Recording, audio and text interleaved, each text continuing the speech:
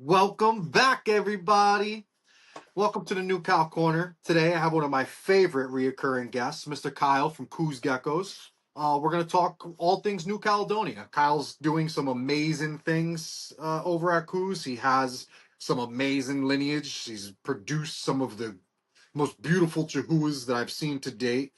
And we're just going to talk. We're going to sit back. We're going to tap his brain and see what he's got for us, man.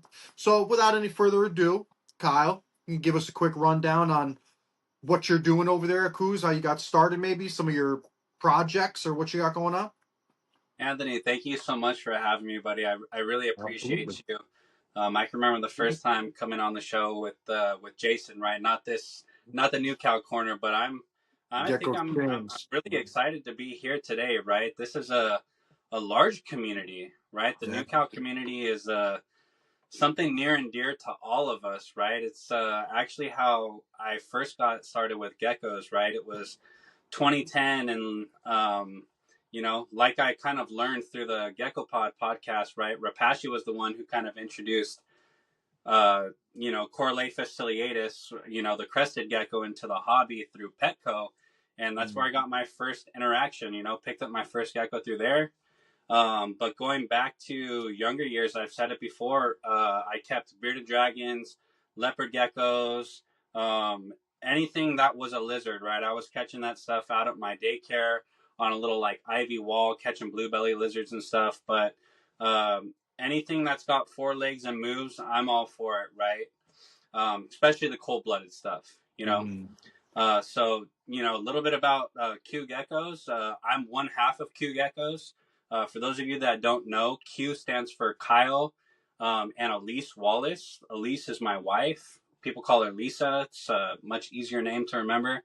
Um, we started this journey together kind of in 2020 after meeting and kind of hitting it off with each other. She came over and spent the night at my house one night and was freaked out that there was a lychee croaking.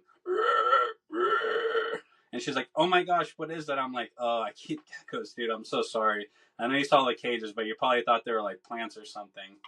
But fast forward now, my wife is the complete like sole provider for our family and allows me to kind of invest into this hobby, the geckos, and the future of our business while handling things at the home front. So it's not a single person operation thing. Mm. It's This awesome. That's business huge. wouldn't exist without her. So Huge. hats off to her, right? And again, Anthony, thank you for having me back on the show. It's really good, great to be here. Anytime. Invitation's always open. I know you're always you're like me. You're a very observant person, so information that we may have today is easily different tomorrow, not that we're Yeah, wrong, but we're always evolving. Our observations are always evolving, our husbandry is always evolving, and I think we all should be, I think that if anybody thinks they're keeping anything 100% correct, they're probably not. There's probably room for improvement to some degree. So and I think what does your wife help with the geckos? Does she help feed and do stuff with the animals, or is that oh, a it's tough. strictly you thing? We're kind of a new family, right? I met my wife in Hmm. 2020. We had our first kid in 2023, November to be exact. Congratulations. Thank you, brother. I Congratulations. really I appreciate it. remember it like it was yesterday. Yeah. It's Yeah, huge. being on the Gecko pod and being like, "Oh my gosh, how are we gonna do this thing?" Or not the Gecko pod, but the first show with Jason, right? And it's like, Gecko exchange, yeah. how are we gonna navigate this thing, man? Like, I don't know when I'm changing diapers or when people are gonna Mm. cry. And I was in a one bedroom small apartment. I've since Right, you moved. got moves. Yeah, that's Right, right. I've since moved. I'm like down the street, 10 minutes away from the university I go to. I've got a master bedroom actually here that houses all the geckos back here that are hopefully sleeping and doing their business back here.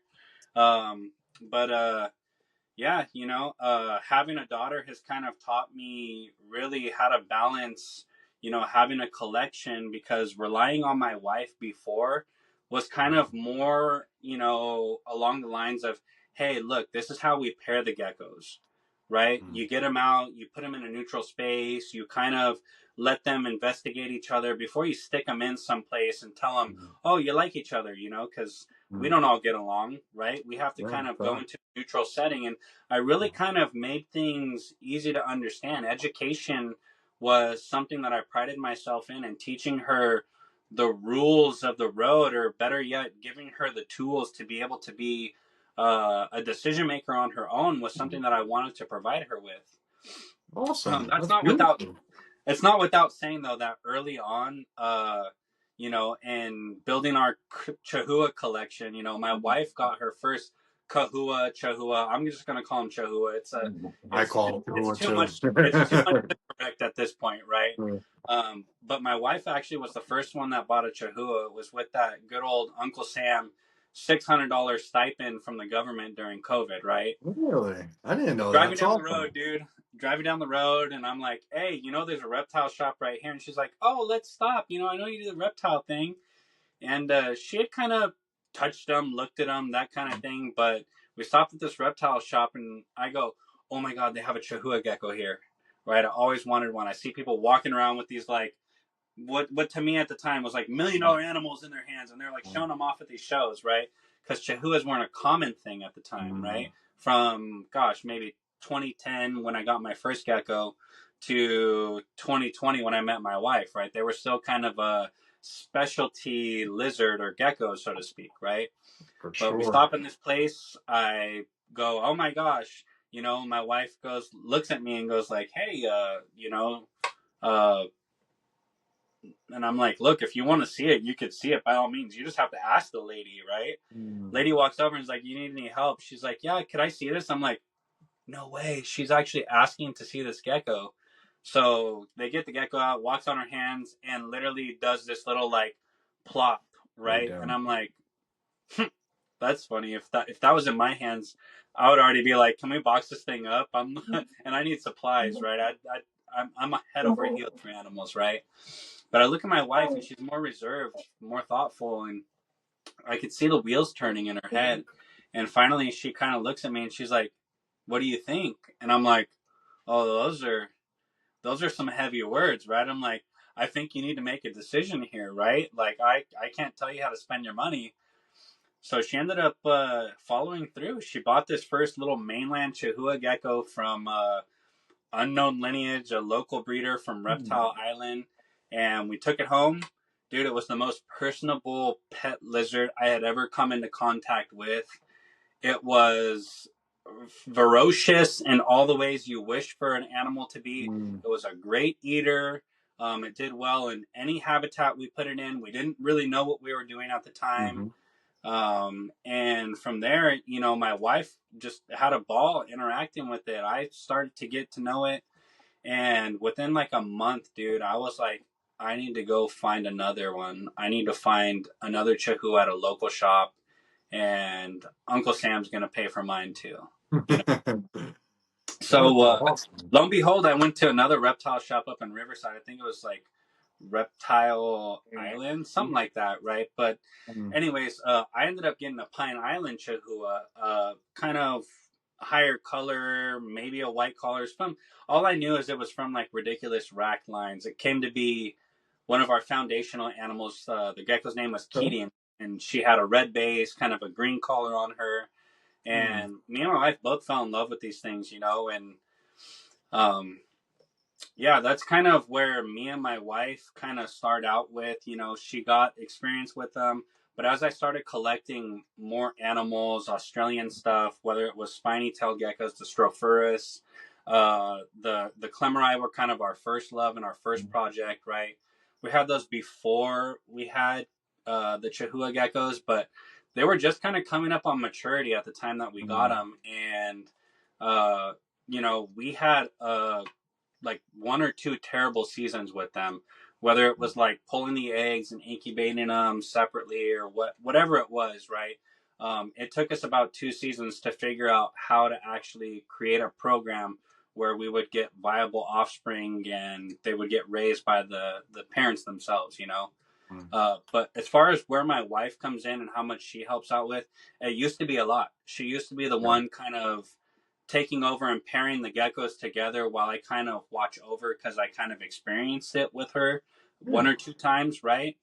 I think we all could kind of agree that there's no better way to get driver's experience, right, than to get behind the wheel.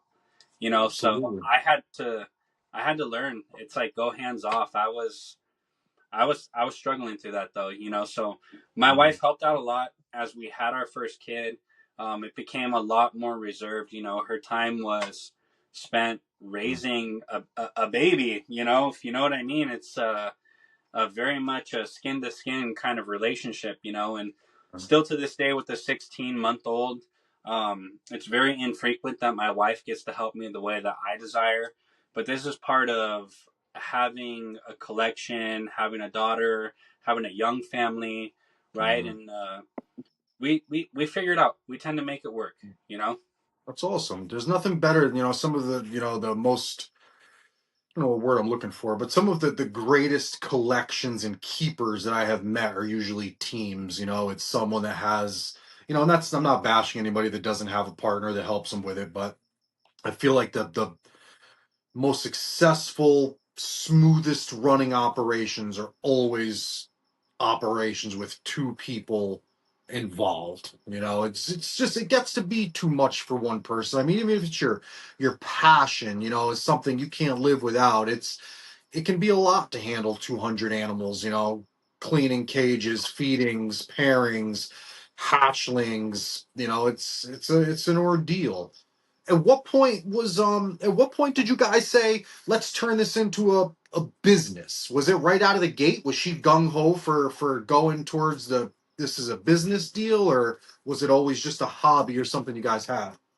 So on a personal level, I'm the one that's a spender. I have the issue with having a long-term vision and Mm, not being starstruck by something new and awesome, right? I mean, I think the big kind of holy grail animals now are like the Chinese crocodile lizards, right? The Shinosaurus, or mm, even the Cataphractylus, right?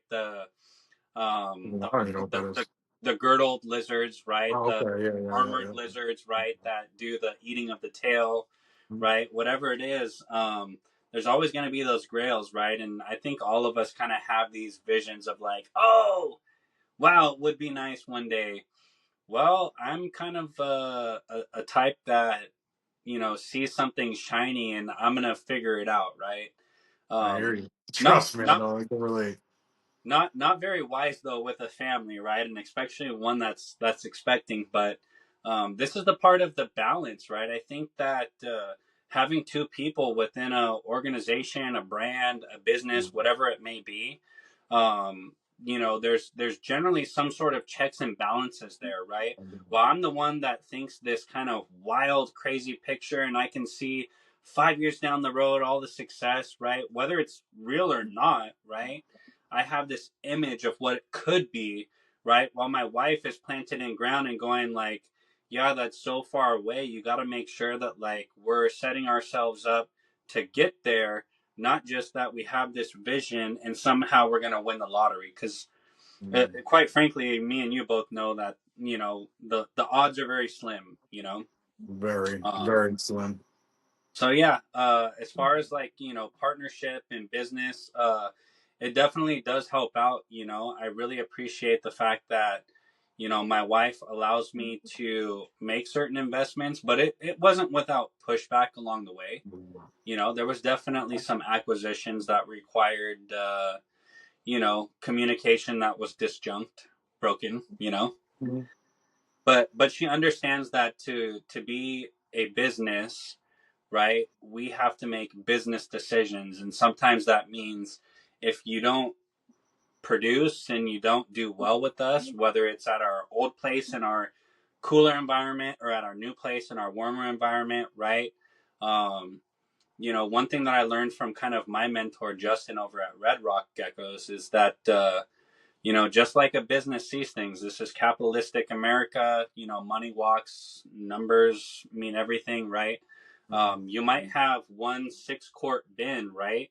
Now you can have a, uh, you know, no known genetic gecko, right? You're breeding it, you're filling that with maybe, let's even call it 2 babies, right?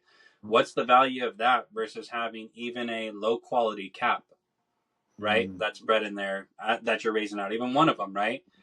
So you've got to start to think about it as how could I maximize not just the space that I have by filling it with enclosures and stuff, but how could I maximize my profits, right? From a profitability standpoint, by all means, the this Q Gecko's endeavor is not a money making endeavor for us. This is a long Mhm. term business plan. Yep. We've been doing it for 2 years operational as this name. We haven't seen profits yet. We're just starting to get to a point where we've set up our business in a manner that we're starting to see more green days. We're starting to see things come swinging the other way, but investing $50,000 is what we did. It's honest Yeah. to God, was a lot of trial and error species that appealed to me, things that didn't work, things that were harder to breed. And we're kind of back to the basics. The basics are the basics for a reason, you Yeah, know? for sure. I watch you closely, obviously, man, and I've seen the moves that you made, and I think also, also think from a business standpoint, there've been some brilliant moves. You've gotten yourself into some genes with some of these new Caledonian species, these newer genes and genetics that are surely the future. They're sure to produce killer animals, man, that are not going to sit around long. Um, so we're gonna talk about some new cow stuff, obviously, but how altogether, just for our viewers, how many species do you keep altogether? How many different species of geckos do you keep? Oh, let's see. So let's go with new cows, right? So our first love, our number one priority is going to be our Chihuahua, Mm, right? We produce mainly Pine Islands now. We do still produce a couple mainlands. And mm, the reason that we work with the mainlands specifically for us is that we want an affordable Chihuahua that we can get out into the public to just yeah, show them something about these geckos that you're not going to find in any other it's four-legged, beautiful. cold-blooded package, at It's its own beautiful. size, you know? That's an awesome, awesome stance, man. And I agree with you 100%. That's why I work with them. You can get all the Chihuahua in a smaller, more affordable package. And if you don't care about colors or breeding or doing anything, mainland Chihuahuas, and I preach this on just about every podcast, are probably about the coolest pet New Caledonia gecko you could get is going to be a freaking Chihuahua, man. And particularly for Yeah. the price reasons, mainlands. They're amazing animals and great to have in an arsenal if you're working on a business and your Yeah. ultimate goal is to make sales and get people in pets, great pets linked up. I mean, Mainlands are incredible. let's be honest, right? I mean, I know that the high color, super high white stuff has kind of swept over not just the Mm, hobby, right, but the social media aspect, the mm, Instagram, the Facebook, right? It's a killer animal, but you know, um, for how long does this crazy price tag that may have appealed to even somebody like myself, right? This idea of $20,000 for a gecko, $30,000. I mean, how much longer is this thing sustainable before people like me start to produce this thing, and not just people like me, but me preaching the same thing that people before me, Troy's mm, Geckos, Sarah at Rainy Days, Brian at Sundown, all of these people preached this information of buy low expression animals from mm, mm, high expression lines, right? And just trust in the blood. I mean, this is just it's a such a it's such a terrible thing to say, right? Because it sounds so bad. I mean, when we encourage in so many other aspects, right? Oh, buy the highest quality animal. Things are mm, overproduced, right? The market's mm, already crashing. um, I've had just the most fun in this hobby, just breeding animals, getting eggs, incubating them properly, figuring that out, watching them hatch and going, oh my gosh, now I got to figure out how to raise something that's hours old, and mm. the courage and the commitment to making sure you can establish something has taught me more than really kind of anything else, So so yeah, mainland geckos are kind of our entry level. We sell them for a very affordable price. Once we get people hooked on that, then we can start talking about the high color Pine Islands. We can start introducing white collars. We can start introducing the high white lines that we produce. The super white stuff, we're still hoarding. We're hoarding it like everyone else. We're not a Guys. big operation with numbers, you know. Um, but reach out to us, if you're somebody we know, somebody we don't know, and you want to make that connection, right? Uh, we're going to be giving priority to those that inquire and those that develop a relationship. To us as a family, as a business, we're not here for the short term. We're here for a long time, and we're here for a good time. And those don't always tend to happen hand in hand. So we realized early on that building our name and our brand was going to take us time, right? We weren't going to overinflate what we were or what we had to offer. And so Chahu became our first love. Um, I had gargoyle geckos shortly after dealing with crested geckos. Um, I got my first one from Kylie at Gargoyle Queen. I now have kind of jumped full fledged into the gargoyle gecko thing again.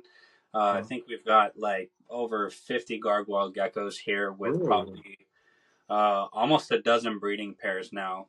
Really? Recently we acquired a collection from a close buddy of ours that's been a supporter of ours for a long time. His name was Ryan.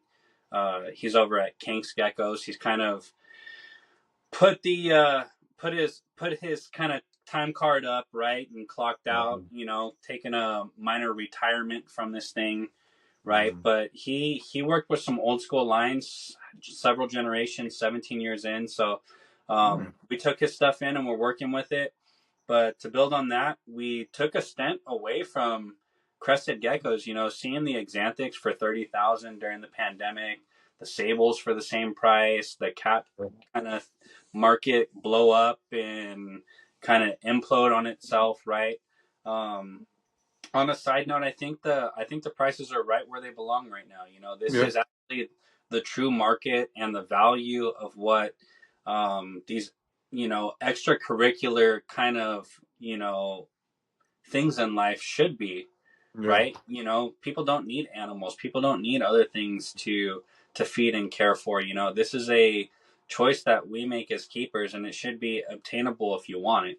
Absolutely. If you want the hobby to grow, you can have levels, you can have animals that are elite or whatnot, but you need to make them obtainable, right? That's the thing. Yeah, You're not helping the hobby, yeah.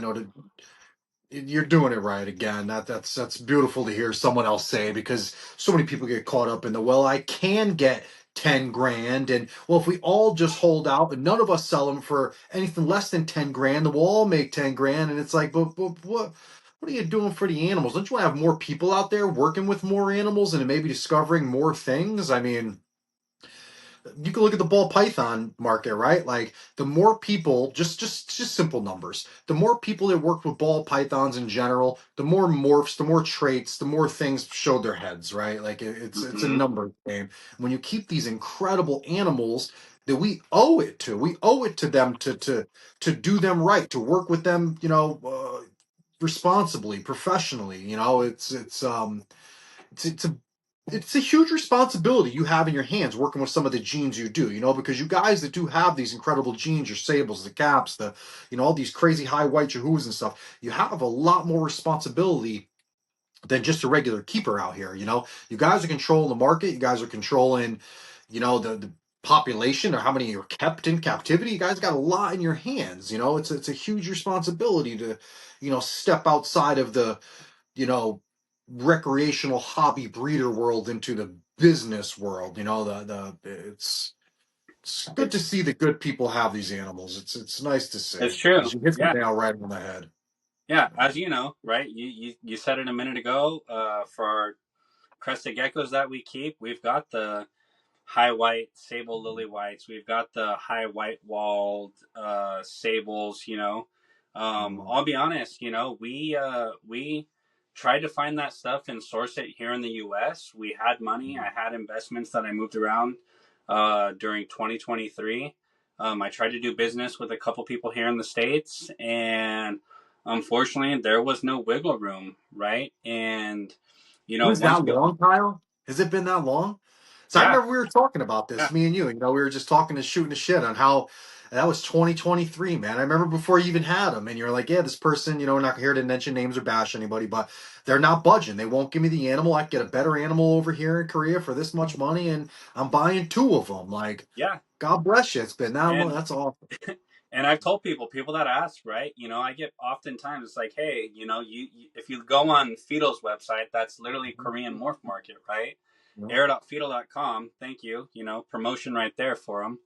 But when you go on that website, it's a new world. You're finally finding stuff at what looks like affordable prices, but what you don't find out is that shipping one gecko, costs a certain amount of export and import fees, right? And I think the sticker shock on that is what drives their business down. But the whole thing is that, like, sure. many years ago, before there was this big 100 gecko, 60 gecko box, right? People were paying $1,500 to get one or two geckos across lines, right? Yeah. So, to be able to not just provide myself and my business with what it wants, but to realize that capitalism here in the US, money talks and everything else is just that, right? Um, our market here in the US has changed from a manufacturing market and industrialization to a globalized market, and a capitalistic society, right? And now if we can do better business overseas, we'll do it. All it does is increase capitalism. It's competitive marketing, right? And so, Mhm. a lot of business, was taken overseas. I know David, a good friend of mine at Fetal, the main contact there that helps everybody, right? A stellar human being. He reached out to me several times on different occasions asking me for advice, right? Just a stand up dude over there, I've in heard my good first things about him. Yeah. yeah, in my first dealing, I spent like five no, it was like $7,000, right? Importing four geckos, those are the original sables. They were the highest quality stuff I could find overseas, and four geckos was almost about the price tag of what I was trying to acquire here, but hopefully getting a deal on, right? So it was kind of a no brainer. It became something that I told him, like, look, I'm sending a lot of money, and I need to know that I can trust you and build a relationship, right? Wiring money to some random account in Korea is it's a little alarming for me. I mean, I have older parents. At 16 years old, my dad was trying to buy me a Volkswagen Bug on eBay and got scammed for $5,000. You know, it happens. So yeah, crested geckos, that's kind of how we got our jump back into it, right? Was we saw an affordable window that we could re-enter into the market. We knew that the genetic aspect, was kind of a driving force in every collection. We saw Yeah. multiple large people that had a big presence in the crested gecko community, right? Start to realize that the traits were only going to get them so far, but mixing the traits with the genetic aspect of things was really gonna, inflate their business and their not just their business or their profits, right? But take their projects kind of to that next level, right? And really For sure. showcase what they had been doing themselves. For Um, sure. but other than crested geckos and gargoyle geckos and chahua geckos, we also keep neon day geckos, Phelsuma clemeri. We kept several Nephrys species, right? The Australian knobtail geckos, Levis levis, Levis pilbarensis, Nephrys cinctus, Nephrys wheeleri. We still keep a single Underwoodosaurus millie and albino. Okay. On top of that, we've got some leaf-tailed geckos from Australia, the really hardy ones. Salterius salabrosis. We're breeding So, this. bro, I didn't know We you have had some. those. Okay. Yeah, dude. So we're gonna have to get you hooked up on those because those are Yeah. literally Australian slash New Caledonian geckos. They literally have the same care requirements. They just want bugs. Mm. You know. That's yeah. A bunch of my buddies, man. You guys, there's a few of you guys that have them, man. And I'm like, I had some things going on in my life that I wasn't too sure, what things were looking like. But I made this list, right? And as everything went well, and God willing, everything went the way I was hoping that it would. I was going to get myself one of these animals, and they are one of them. The Salabrosis are one of these 5 animals that I told myself that I was going to get, man. And that's them, and the others were one of the others at least was those Amel velvet geckos, Oh, the yes, Australian velvet geckos. But yes. those are 2 that we talked about today that are definitely on my radar of something I will be getting. Yeah, those are But, beauties. So the other Australian stuff we keep, we just got into these, right? We picked up our first kind of group of them last season from Husam at the Knobtail, but it's the Oidura complex, right? The Australian velvet geckos. So we've got eight. Oyadora, Oyadora. For anybody Oh, out there, they commonly get confused with the. There's a lot of geckos that people confuse them with, but there's another one that somebody not Oyadora, it's Oadora, the Oidura, right? Which the is like Asian ones, yeah, from like Asian. Indonesia and stuff, yeah, Yeah, bentails and stuff, yeah, totally different. These are yeah. Australian. For anyone that's hip to these layman names like myself, the Australian velvet geckos. There's also 100 different types of velvet geckos too. You know, like it's there's Madagascar velvet geckos. There's Mm-hmm. the Tanzanian And velvet geckos. one, Yeah, yeah. there's all types of velvet geckos. But the Australian ones, guys, are the ones that Kyle's working with that we're talking about. Yeah, so we picked up Fimbria last season, Mhm. so we've got 8 of those growing out. Hopefully, going to be able to set up some good groups and really get those well established in the hobby. Those tend to be, from what we hear, is like the largest in the complex, right, of Oidura. So yeah. We also are keeping Oidura Kogiri. We're just starting to keep those, right? We have some more coming in from Richie at the Gecko King.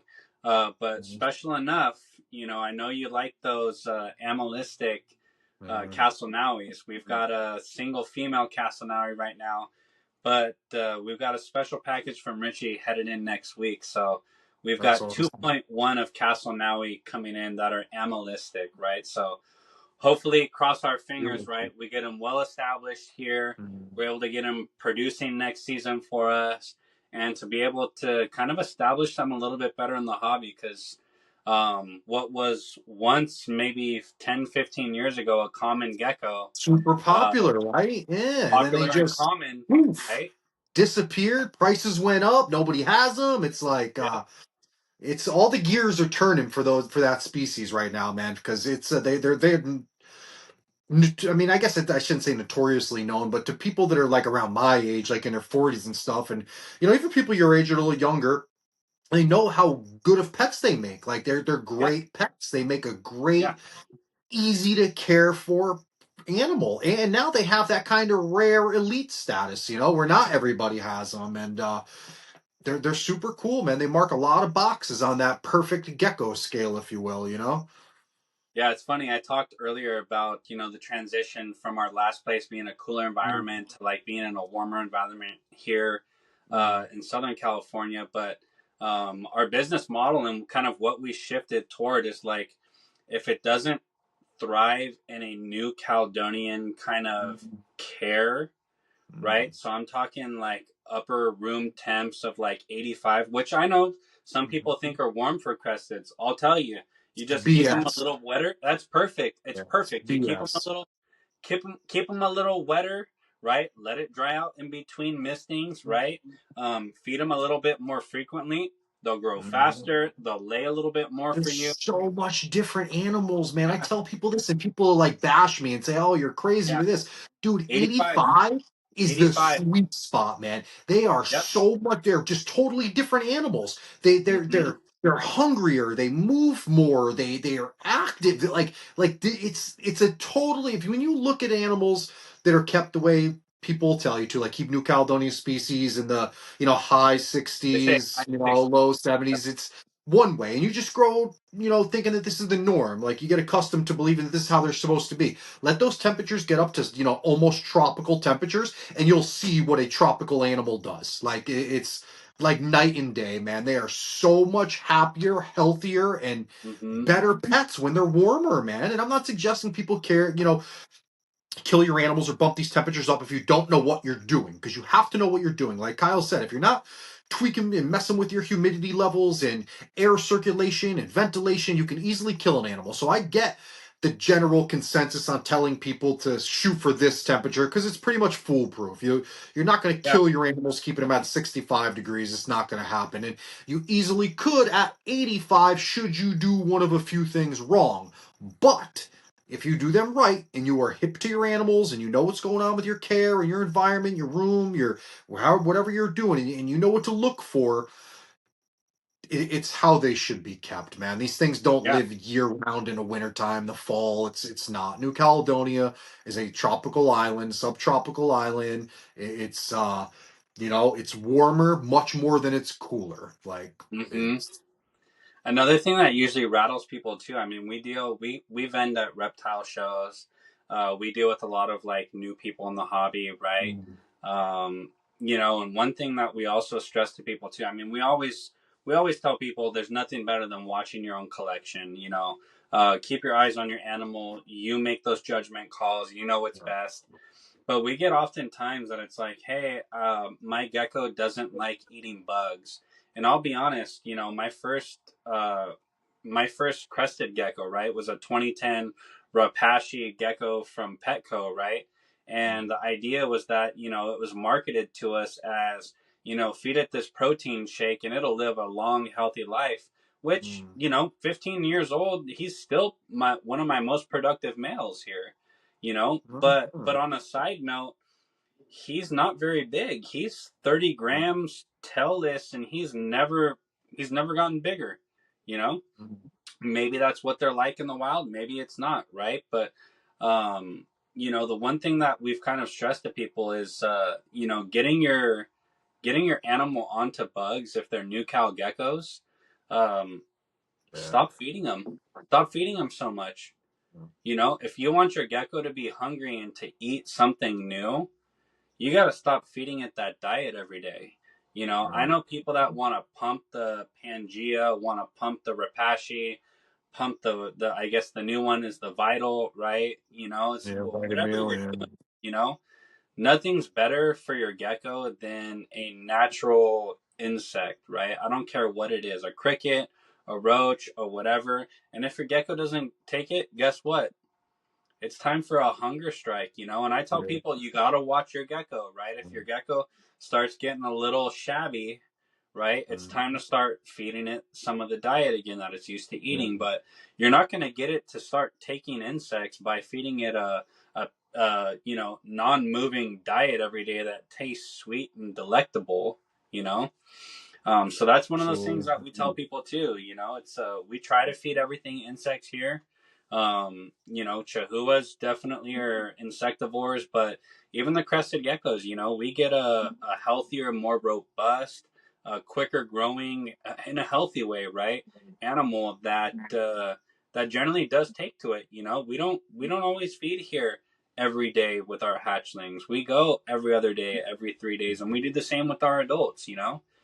I just truly stand behind the fact that it makes a little bit more of a robust animal for rather sure, than, dude. the survival of the fittest, so to speak, right? Mhm. If it was Absolutely. out of the egg and it didn't want to eat and hand feeding it is something that you do, we've got a big collection here. We don't have the time with a family. Mm, And survival of the fittest. We sell robust animals. We mm. breed robust animals, and you know we we give a good time to those that we try to provide it for that unfortunately Bugs don't are a get it huge happen. part of that, man. you know My biggest regret with this is that I didn't document it better. But I've done personal studies myself with hatchlings last season. I took a clutch mates and I raised them in two bins in this little juvie rack thing that I have, lidless pull out draws. I raised two of them, same clutch, hatched the same day, a couple hours apart, but hatched the same day. Obviously, same parents, same everything. I raised one of them on strictly bugs, and I raised one of them on strictly food for it was 4 months or 3 months. It was the animal that ate nothing but the bugs. Now, granted, there's all kinds of arguments that I can even put up myself that I should have been given a mix, but the intentions of this study were to Study. see the difference. Yeah. The animal that ate nothing but the bugs, Kyle, was arguably twice as big. He was twice as big.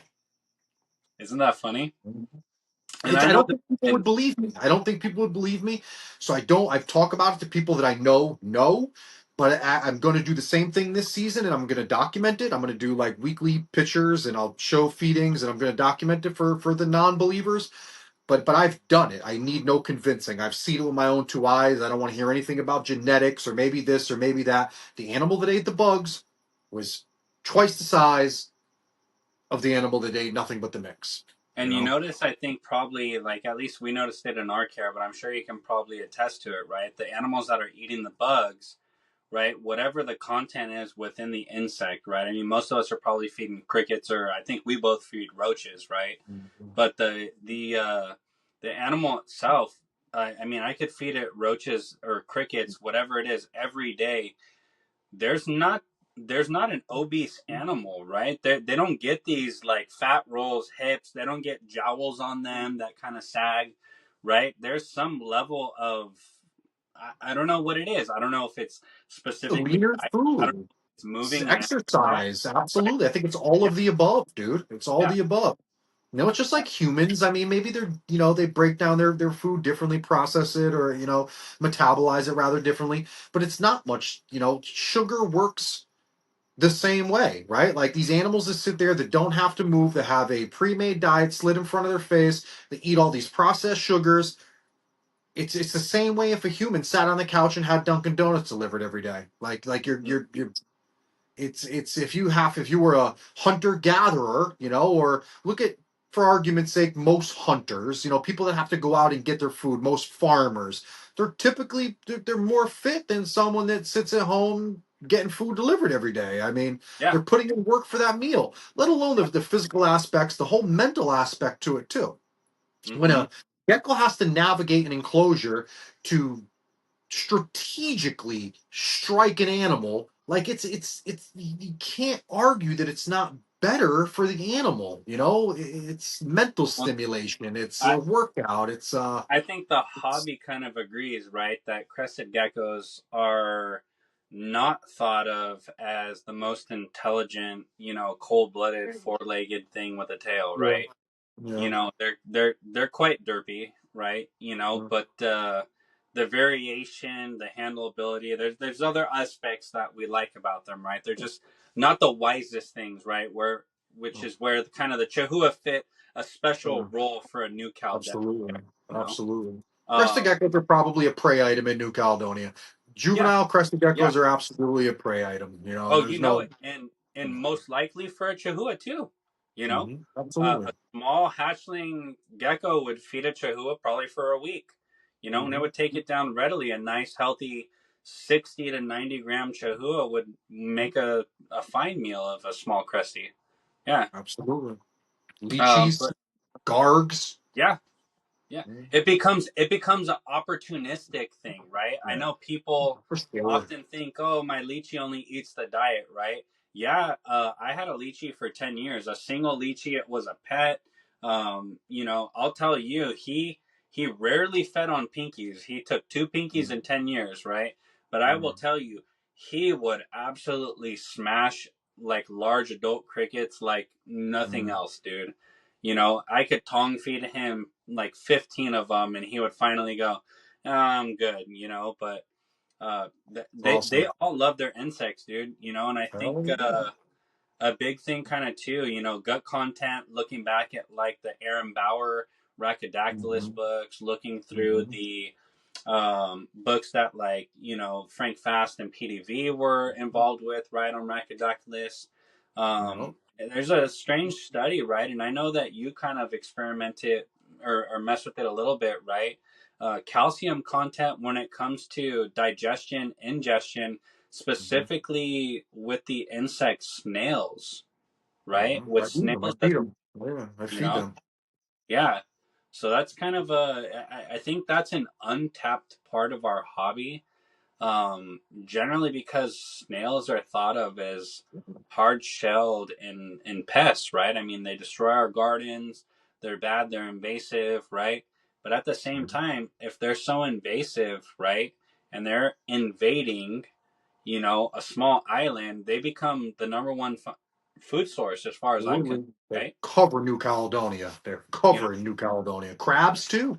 Nobody believes me, but they have. I think they're ghost crabs or what's the one that's super popular kept? The ghost crab or the vampire crab? vampire crab, Vampire the crab. purple There's a crab. ghost crab that looks just like a vampire crab. It's called a No ghost way. crab, and they climb trees. So I was reading this study too, and it was talking about gut contents and all types of stuff, and they were finding these crustaceans, which crickets, for argument's sake, a cricket is a crustacean, but they Yeah, were finding these things in these Leachianus's bowel movements, man. Once I can let the dog out the door. They were you're here, good. go, go, Papa, go. Go, go, Good go, boy, go. Chase. Good boy, Chase. He thinks I'm gonna leave the door open to go back and forth to his water bowl. He's a pain in the butt. He's like having a 3-year-old kid, a permanent 3-year-old.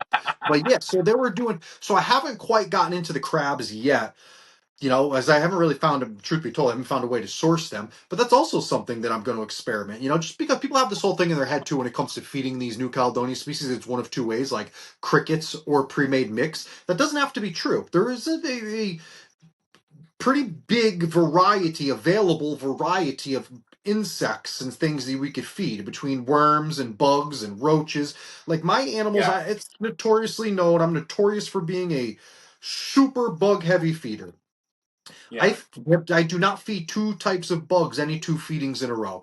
I raise 6 different species of roaches. I raise the regular house crickets, the banded crickets. I have also incorporated some black crickets. They're a lot harder to find, but I've gotten some of these black crickets. Um, the superworms, mealworms. I keep snails. I have breeding colonies of these snails that I feed, these milk snails. I'm also working on hatching some praying mantises. I was on iNaturalist and I had looked at a bunch of pictures that were taken and documented, and there was dozens of people taking pictures of praying mantises. So I'm like, shit, if there's this many praying mantises out there, like, you mean to tell me that none of these geckos are eating them? Shit. So I bought these pods off of Amazon, these praying mantis pods, and I got them incubating now. And when they hatch, I'm going to raise them another animal that's, a great feeder. And praying mantises are born tiny. They go through life yeah. stages, live for one season, and they wind up becoming huge. Last season, I had some big ones that I found. We had a cold bout came through my area, and a bunch of the mantises died off, which they naturally do every year. But I found some mantises that were alive. I took them home and fed them to my leechies. I can't express how crazy it was watching them eat them. Like they knew right away what it was, man. They destroyed those things, man. And that's a good feeder. Again, good stimulation. It's different movements. Different bugs move different ways. They have to hunt these prey items differently, right? Like that takes adaptations. You need to learn that. They can't do that if they're not given the opportunity. It's so you don't have to feed. I guess my rant is the premise is you don't need to feed just crickets or mix. And I'm not saying that we don't need mix. I believe that as far as your macros and vitamins, it's a good delivery system, right? It's a good Yeah. way to get vitamins into your animal. It's like giving a kid a spoon of cough medicine when you know it's the best thing for them and your kid needs it. They don't want that cough medicine. But now they Mm-hmm. got those fancy gummies and things that look like candy, and you put a teaspoon of sugar in. What they do, whatever you got to do to get these kids to take the cough medicine, it changes Yeah, the game. It's it's I something that I fully. think, like you said, we need to preach. We need to preach that there's more than one way to skin this cat, right? Like when it comes to feeding these new cow species. You know? We got a little guest here. This Yeah, is let's see. What do you got? Fuji. Oh God, that This what? You is, know how much I love that animal, man. Oh my God, I remember the day that thing hatched. So what yeah. is it? A male, female? So this is a female here, and Oh, after talking to Andrew Gilpin, right at LAC Herps, talking with look at Sarah that. Renee Geckos, it seems like there's a common understanding that Things most almost of the one. high white animals in the hobby for Chihuahua actually tend to be female. I don't know why. Really? We're hopefully going to work together to kind of study this a little bit more, right? The It's numbers, ironic that you say incubation that temps, all and of things my like high that. white females are all my high white animals, Kyle, they're all girls. Isn't that funny? Well, Yeah. I thought it was just a coincidence. I don't. They've been breeding a lot longer than me. Sarah's got a lot larger collection, a lot more years ahead of me. And Holy the Gilpins, my gosh, they have foundational animals from Rapashi, yeah, PDV, deep Frank in. Bass. They've got all of that lineage and stuff, and they've done some temperature, sex, determination stuff with cresteds. They kind of cut it early, they said, with the Chahuas, but yeah, this girl, I mean, that And the crazy red color base, too. It's orange not even like base. she just has white. She She doesn't. has She doesn't. color. She doesn't miss a beat, dude. This is a gecko that I've had multiple people be like, "Hey, what does it take?" That's a that's It, a it $20,000 animal. That animal will sell for 20 grand all day. Oh yeah, yeah, easily, right? And like my All thing day. is that like it's not so much about the. I mean, here, let me just put her here, right? She like people get a feel for Chahuas, right? But it's not so much about the $20,000, $30,000 thing. It's about the discovery, right? The lessons and the things that I'm seeing with my eyes are more valuable than in the long term than a quick dollar. You know what I mean? And I think and this is the hard part. How do you dictate which part of your business you go, oh, this is a get rich quick scheme, and I can flip this for quick money versus, if I continue to hold on to this, then something's going to come of it, right? And funny enough, actually, this mentality was driven into me on a Gecko Cove kind of podcast where he had I think it was uh, correct me if I'm wrong, right? But I think it was Goliath reptiles, right? He talks about a Magnus kind of gargoyle gecko Yeah, that's like yeah, a yeah, male, yeah.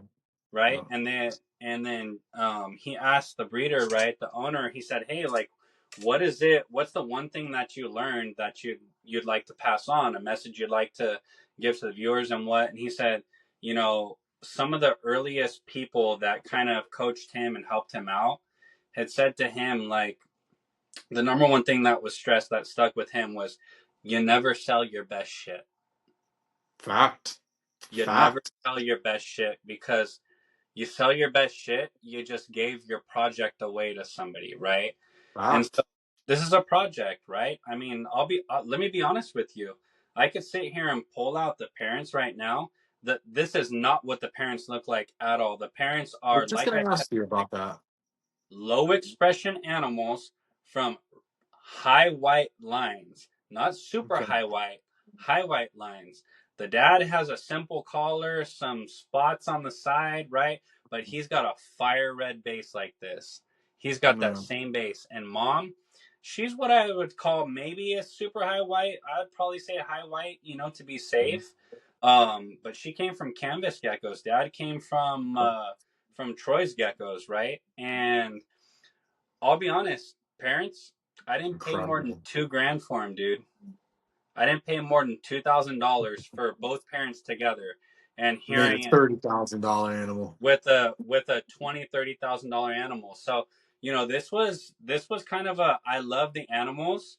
I'll kind of take a chance and listen to Brian at sundown. I'll listen to Andrew Gilpin, or the Gilpins, right? Sarah and Andrew over at LAC Herbs. I'll listen to Mm. Sarah. I'll listen to Darnell at Empire Exotics, and everybody.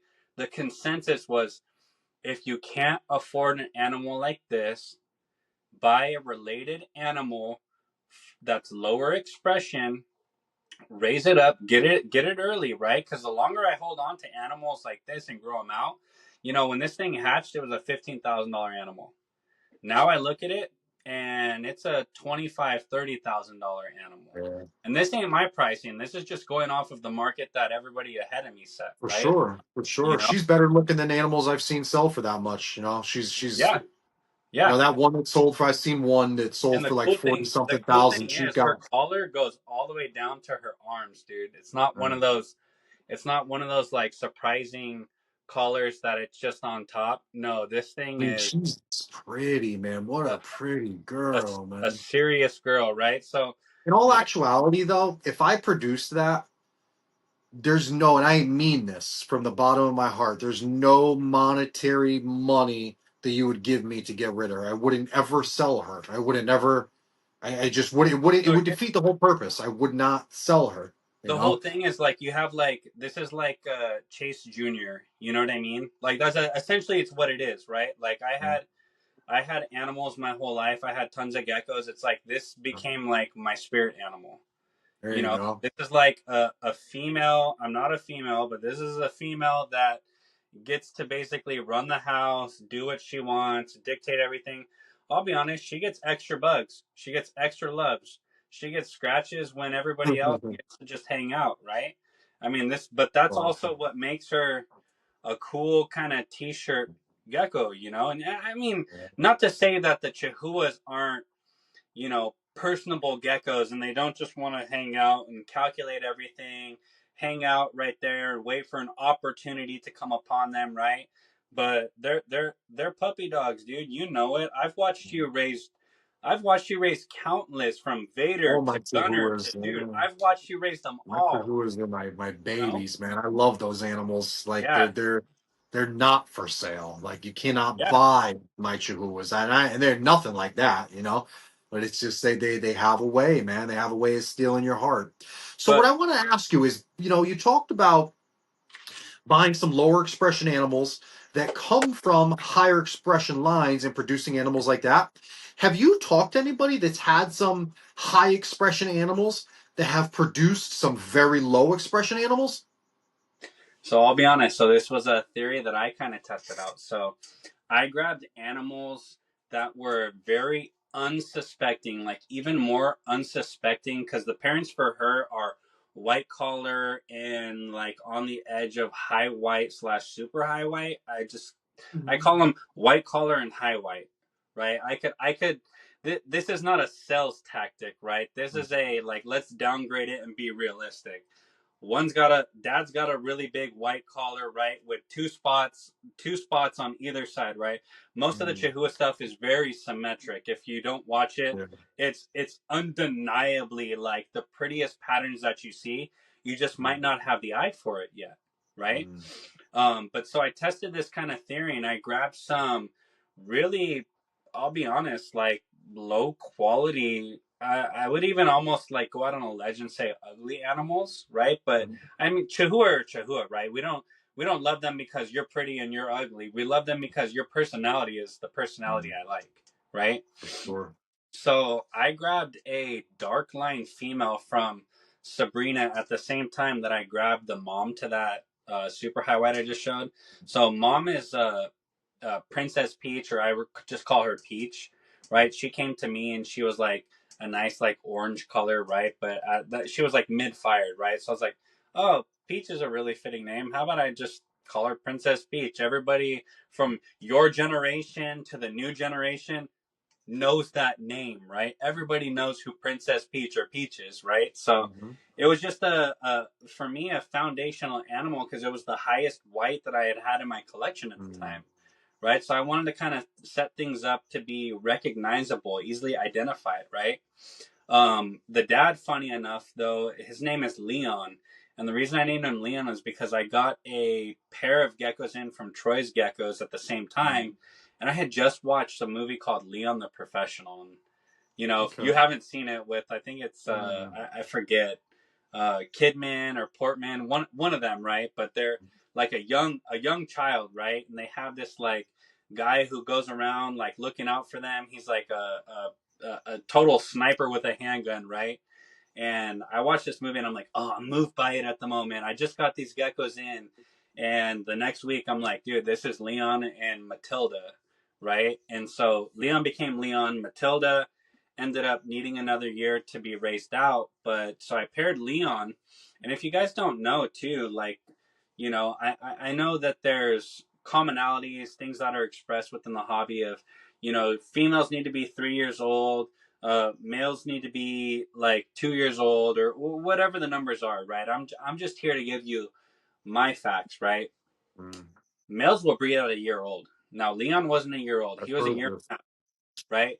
But watching size, structure, and how robust they are as an animal and what their feeding response is like, I think is key. So I've said it before: watch your animals. You're responsible for them. If something happens on your watch, that's on you, right? But you need to be Absolutely. able to make those calls. If I had one pair of Chihuahuas and I was being told 2 years and 3 years for breeding ages, I'd wait that, right? It's my whole Yeah. system or I my did. whole future. I did. I had no It's choice. You know, true. I It's mm, true. But you have enough Chihuahua in your collection now that you're going to start to see yeah. that not all females kind of reach Sure, maturity the and same. ovulate at the same Absolutely. time, right? Absolutely. I actually had a mainland Chihuahua at 2 years of age and maybe 55 grams lay her first duds at 2 years old. 2 years old, not even like a month or two older than that. And it was the wildest thing to me because everybody said 3 years minimum, 3 years. Even if they lay earlier than 3 years, you wait. Now I waited. I'm not in a rush. I've got other projects going on, but every animal is a little bit different. I don't Yeah. encourage people to breed early. This is not a get rich kind of scheme. My first Chihuahuas again, Keaton and her early sister, the mainland girl of my wife's, was Draka, but those animals were purchased in 2020. It wasn't until 2023 that I got my first babies. In 2024, last year was when I started breeding the higher quality stuff. After Mhm. raising it for 3 years and falling in love with the Yeah. species. But Yeah, you're not wrong for it. And again, I also I agree, and I preach the same thing. That this is the community is, put these, you know, definites on things like they have to be this old, they have to be this weight, they have to do this. It's never any one of them things. Like it is up to you to know your animals, like you said, and a combination of all of those things. Are you there? yeah, I'm here, brother. Sorry, All right. you there? Can you hear me? Yeah, I can't see your picture. I can hear you. Yeah. All right. Sorry about that. Fuck. Oh, There you go. there we go. Yeah. Okay. So it's like you said. It's not any one thing. It's all of them together. Knowing your animals again to piggyback what you said is the biggest, most clutch thing because they are all different. I can tell you, I have 32 Chihuahuas altogether. 33 Chihuahuas altogether. I have 12 breeding pairs. None of them did anything the same. None of them, they didn't pair the same. They don't lay the same. They're not at the same times. None of them are arguably the same size. Everything was different about every one of them. And every one of them gave me different cues. And again, part of it was the fear that the hobby instilled in me was well over 3 years. But Right. I, um, I now, in hindsight, I look back and I see some animals that I'm like, damn, I probably could have paired them at that time. Like I probably was right. My gut was telling me like this animal looks like super ready, but they're not 3 years old. They're not 4 years old. Like, But damn, you tell know me what? how, I've been told this, so just wait. in your But experience, how wild is that weight difference though? Because I have literally one of my nicest females. I bought her. I waited 3.5 years. It's actually so I have like high white pair one is Leon and Peach. High white pair two is actually the first pair that I paid like $4,000 for it, like as babies. Right. This is back when things were good, right? And I'm like, man, this is the most I could ever pay for anything. I don't even know how I could explain this to someone, And looking back, like the female in that pair, it's Grim and Gilly, right? I'll tell you, like they're two animals from really good lines, proven 3+ generations again. But the thing is, like, she doesn't get above 60 grams, dude, and it becomes worrisome, right? The male's a hefty, like nice 65 grams, really robust. You look at him, even on a bad day, he's 65 grams, right? He maintains this weight, but he looks really fit, man. I mean, he's a linebacker, you know. it's But just but they're the girl, different. They're she looks different types she of looks animals. sickly at times. She looks sickly. She's not. She's just is so small in size. And I waited and waited and waited. This was not about egg production and fertility and maturity, right? This was a they come in all shapes and sizes type of thing, or the lines that you got them Absolutely. from have kind of smaller animals mixed into the lineage, you know. Yeah, for sure. I mean, quick story, funny story is I have a girl, Gunner. Gunner is well over 100 grams. Gunner's my baby. Gunner's my That's my my girl. my baby. I love this animal, Gunner. She's well over 100 grams. She was 4 years old and still didn't lay any duds. She was 4 years old, laid not a single dud her whole life. So I'm like, yo, is she infertile? Like, what the hell is going on here? Like, something is off. Like, seriously, seriously off. So I talked to one of my buddies, Justin's. He's not into, he doesn't have a gecko name and doesn't post on social media. He just loves geckos. So we were talking one day and he was like, yo, listen, dude, I had some other animals and my female was X old and she wouldn't lay any duds. I introduced a male. She gave me eggs in 90 days. I had eggs. So I listened and I thought about it and I'm reading. And dude, I introduced a male into her cage. She was the only female that really gave me a problem taking a male, and I kind of blame myself because I interacted with her so much that I, in a weird way, feel like she bonded to me Like and you. just Yeah. wasn't having a male in her realm. Yeah. But I got her to pair to a male. Found a male that was, again, she's huge. So I got her with a male, it was about 77 grams, a little less than 80 grams, which is also really in theory is pretty a big That's male. a really big So I man. yeah, so I got him with her. They spat, no real fighting or anything. But the point of me saying that is that she finally gave me fucking eggs, man. I got 3 clutches from her now, man. It took 4 years of me introducing a male for her to produce eggs, bro. And I don't think people believe me when I tell them this. She was not producing eggs, and I promise you, she was big. She was 80 grams at a year. She God. was huge. Now, like I said, I waited till she was 4 years old, but I wasn't getting any duds. I was getting nothing that people were telling me was going to happen. I mean, I know she's eating. I know she's living a great life, lives in a fully planted freaking jungle. Like, there's no way in hell I'm doing something wrong here. Temperatures are up to par. Everything's great. I had to introduce a male for this one out of all these other pairs, the 11 other pairs, the only one that would not lay until there was a male in the picture. So funny enough, I love these conversations, right? These are such honest conversations, and they're conversations that I have usually on the phone with a couple people that I'm really close with, right? But we've said it multiple times. We're gonna say it again. I know we both agree on this. Watch your animals, right? When you know they're of age, of size, and whatever comes first, right? That thought that you're starting to think, that's intuition, dude. It's Mm-hmm. intuition, right? I know I have crested geckos. I'll tell you right now, I'm testing some stuff out, and this isn't stuff that I would test out early on, right? I've got a cappuccino 100% xanthic female that had just reached about 42 grams, right? When I weighed her, maybe back in January, and I said, it's kind of cutting it a little close, right? I would like a little bit more girth on my girl, and like, but same thing, right? I already said it. I'm like, I don't want jowls, I don't want rolls, right? She's a younger female. She was a year and a half old, 42 grams, and I'm like, man, the male's ready to go. He's 35 grams. He's a year and a half old as well. I'm like, let me put them together. This is kind of a control subject. I didn't invest too much money in here. The lives are what matter, right? Not the money aspect for me.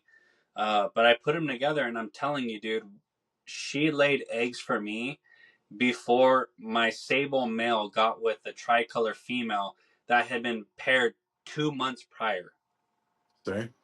right? There's something to it, dude. So there's something that has to do with the induction, like the introduction, right, of male bodily fluids into a female, right? And Something. what it Something. causes the female body to start to do, Uh-huh. right? And I have no problem. Absolutely. I'll tell you, the crested geckos, everybody's doing good. Everybody's Mhm. eating roaches when they should, having diet, on a regular basis. But the general hobby again tells you it's wait until a male Yeah. is robust. It could be Yeah. 2 years old. Wait until a Yeah. female is at least 2 years old as well, right? And I'll be honest. These animals, I've been in the hobby a long time. I started keeping this stuff in 2010. I have a strictly old school Petco Rapashi male crested gecko, like I mentioned earlier. His name's Louie. He, even with a tail, was never over 35 grams, dude. Exactly. Every Dude, you're every absolutely day right, man. he eats it, but he doesn't gain weight. And the Absolutely right. second I feed bugs, I get females and males to hit weight at a year old. At a year and a half, I pair them, and literally 6 to 8 weeks later, I'm starting to get production from them. You know? I think the hobby has a lot to do with that too, because in all actuality, we're both realists, right? In Yeah, nature, these things are reproducing as soon as they're old enough to be bred. They're reproducing, right? they're In doing it early. captivity, we've come up Yeah, with these standards and say 40 grams. Now, subconsciously, we are selecting the biggest animals to breed, right? Like we're looking for these bigger animals to breed. They're the first to make it into our breeding projects because they met this weight that we have set. In nature, that's not how it works. Not every animal, and on my crested geckos, I've got over 100 crested geckos on top of my 33 chihuahuas, all these damn things. I have animals, some are breeders, some aren't, that aren't 40 grams, man. They're healthy, full grown animals. They're not 50-gram animals. It's not what they're meant to be. I don't want them to be as fat as they would have to be 50 grams. They're just genuinely smaller animals. And I assure you, my animals are healthy. I assure you, they're old enough. They're just different sizes. I my old have some crested geckos that are large. I got a yeah. girl that's 80 something grams. She's nothing pretty. She has a big old head, but she's just a big freaking gecko. Yeah, It's so Louis, that oldest crested I talked about, right? He's with a 15-year-old female too. They're both 15. I'll tell you this: my wife cracks up all the time, like, "Hey, we got eggs again." She's like, "Oh, is it Louis eggs?" I'm like, "Yeah, it's Louis eggs, right?" And she snickers. She's like, "Man, he's a moneymaker, dude. You can't get rid of him, right?" Even though he's like a low quality kind of, I mean, most people would call him Petco stuff, right? But I just need to get the right like tiger female for him, right? The bull tiger females, though, they ain't cheap right now. It's the craze, right? And so he's kind of a lower patterned flame. I wouldn't even call him that. Maybe like a high patterned like brindle, right? Like a yellow kind of brindled, like couple portholes on him. But he's just with a female that I picked up at the time, 15 years ago, when I was getting in and happy, and things weren't widely available. You couldn't be picky, right? But he's with a red flame with like a yellow sidewall. And 15 years ago, dude, I acquired a female that's a super Dow with red and black spots, believe it or not. You know? And that pairing right there, it throws whatever, dude. It throws, red bicolors with super Dow spots on it, yellow super Dows, it throws some fun phenotype, stuff. man.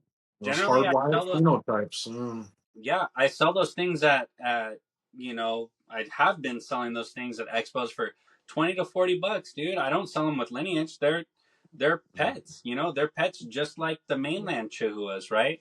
Hey, this is a Chihuahua at an affordable price for you. I don't intend on breeding it unless you specifically come out and say you have plans, right? And you want that info. But yeah, the female breeding with Louie, her name's Aurora. And dude, I will tell you, she's tailless as well. She's 30 grams, dude. She's 30 grams after she lays. She is not a big girl, but she lays me 7 to 8 clutches a season. It's crazy. And she's Crazy. perfectly healthy. That's Yeah. just another thing that, again, I feel so bad for people that are just getting into the hobby because they don't understand that it's okay to have a smaller animal. There's smaller humans, there's bigger humans, like we Mm-hmm. don't put, an age or a weight on us to say that any one thing is okay. It's Right? you have to understand that there's always the exception to the rule. Like these things are in theory great standards for the animal's health and animal safety. Like it would be ideal if an animal was this big or an animal was this old. But that's again, I don't want to beat a dead horse. It's not everything, it's knowing your animals, right? Paying attention to Mm-hmm. your animals, learning them like the back of their hands. I mean, with these Chihuahua collection, over my years with them and observations, and I'm and I don't suggest everybody does this, but I'm a huge advocate for raising everything. At least you plan on keeping with from a baby. I love getting my animals young and Yeah. raising them to adulthood. Now I get it's not the smartest way to make money, but I'm a hobbyist, and I learn my animals from when I get them from young babies to when they're adults and breeding pairs. I know everything about every one of them. I could walk up to every cage and tell you where anyone is. I can tell you who ate without looking. I can tell you everything about them. I can tell you who's going to react to what or any. I mean, it's just the So continuous observations of my animals. I can tell you who likes what flavor of foods when I feed them yeah. mixed diets. I can tell, who likes what species of roach I'm going to feed. I mean, and there's certain animals where I don't even try certain foods. Like, I'm not going to give crickets to this pair because they don't eat them. But go over with some dubia and they'll destroy the damn things. You want to be able to get them out of the cup. The damn chewy will be in the cup. It's, Funny enough, I kind of experienced that, right? So, I prefer to get animals at a juvenile size, right? Hatchling is like the obviously where you're going to take the biggest chance raising them up. It's the and longest it haul, is. right? It Raising them, is. but you get the best bang for your buck, right? You get in early. Hopefully, they progress well for you. That's kind of a toss up. We put our faith in what somebody is marketing to us, right? Is it marketing or is it proven, right? I've learned to kind of ask, show me what do your lines actually do, right? Do your lines actually progress in the way that you claim? And can you show me pictures, right? Show me Mhm. generation ones, twos, threes, right? That's part of be picky, right? I mean, not all of us have, you know, buku bucks and unlimited, accounts Fact. full of money, right? We're not all trust fund babies, you know? It's a fact. And so ask for that info. It's okay. I actually appreciate it when somebody asks me, you're charging a lot of money for this high white gecko, can you back up the price that you're talking about? And to go back, right, we talked about, hey, have I done high quality animals from low quality lines? Yeah, it's been a waste of time. I've gotten the highest Or, quality animals, right, that are killer for steels, man, and I've bred mm. those back to stuff, and it's a waste of time.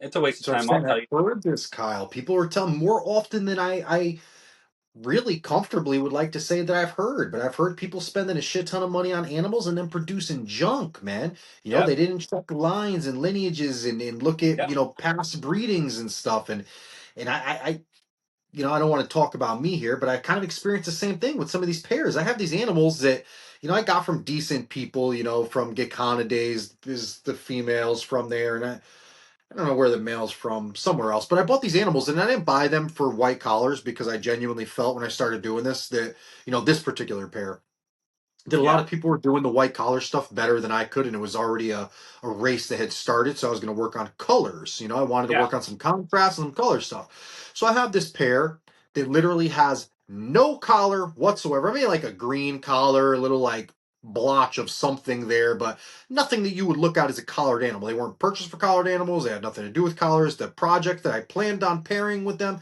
had nothing to do with collars.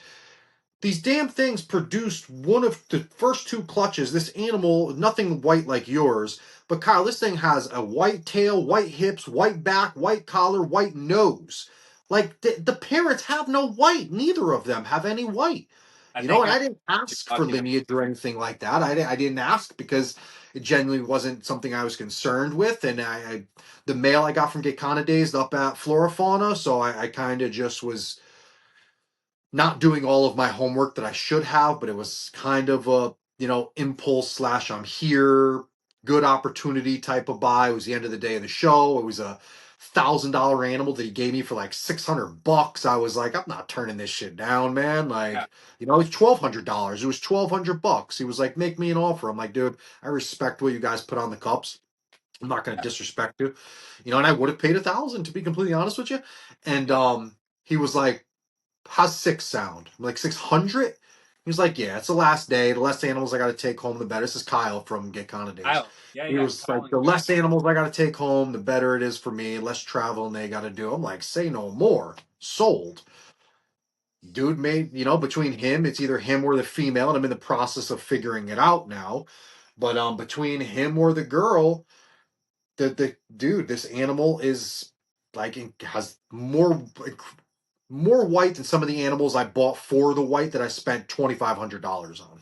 I will say this, and this isn't a proven factual thing, right? But go power couples within this reptile community, right? Whether it's Kyle and Crystal at Com Days, For sure. right? Whether it's Andrew Gilpin and Sarah Gilpin at LAC Herps, whether For it's my sure. buddy over, Justin and Jenny over at Red Rock Geckos, right? Or my wife and I, right?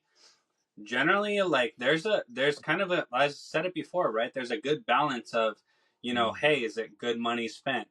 Will the lines actually produce? Is the animal that you're buying right now going to help us out in the long run, right?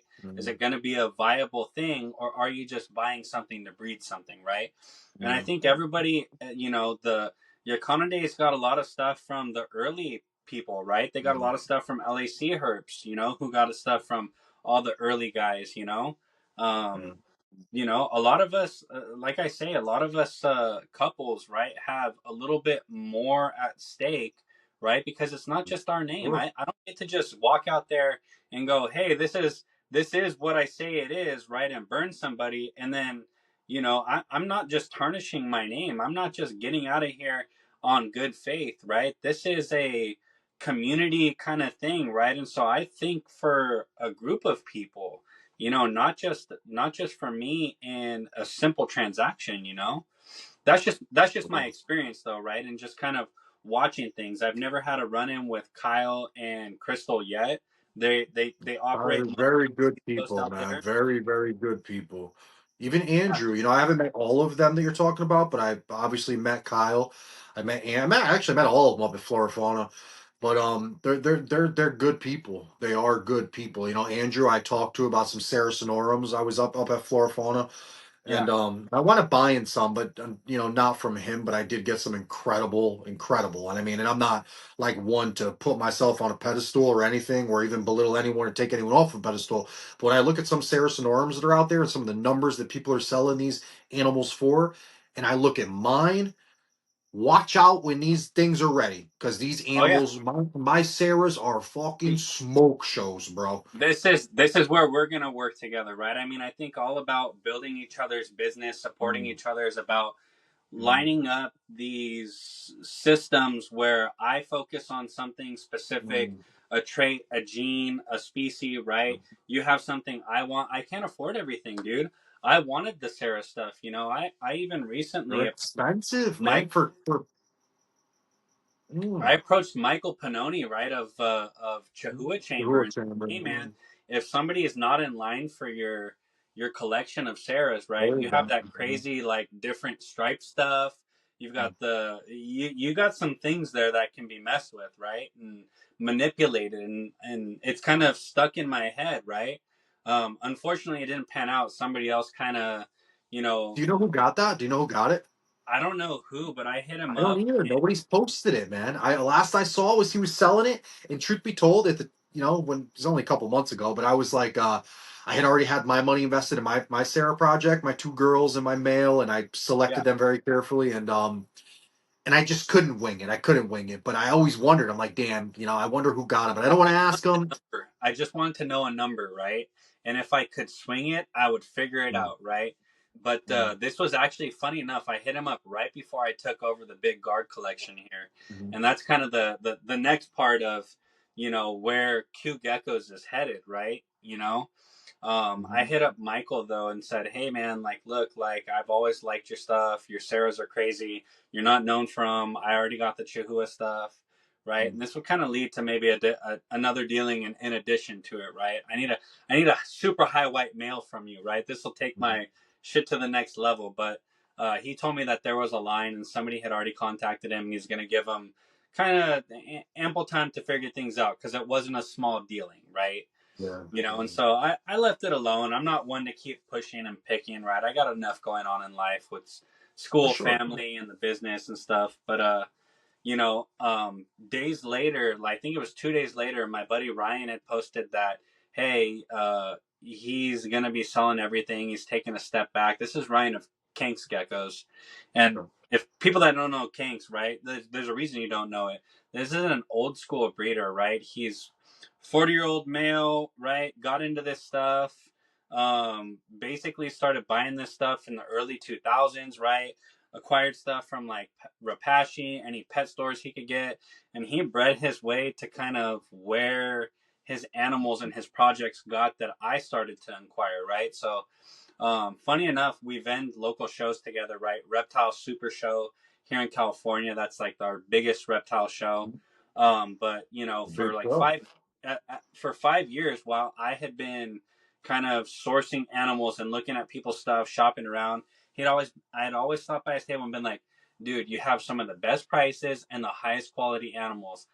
It was kind of a no-brainer. I was like, man, but I just can't afford the quality that you have yet. I'll get there, but now's just not the time, right? But I would walk by his show and I would be looking at every little like acrylic case, and I'd be like, oh my god, I want that one, I want that one, I want that one, I want, dude, every single one of these are like geckos that get me riled up, right?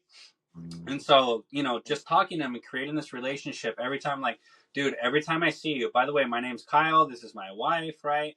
And he'd be like, oh my God, it's great to meet you guys, right? We had that connection, looked each other in the eyes.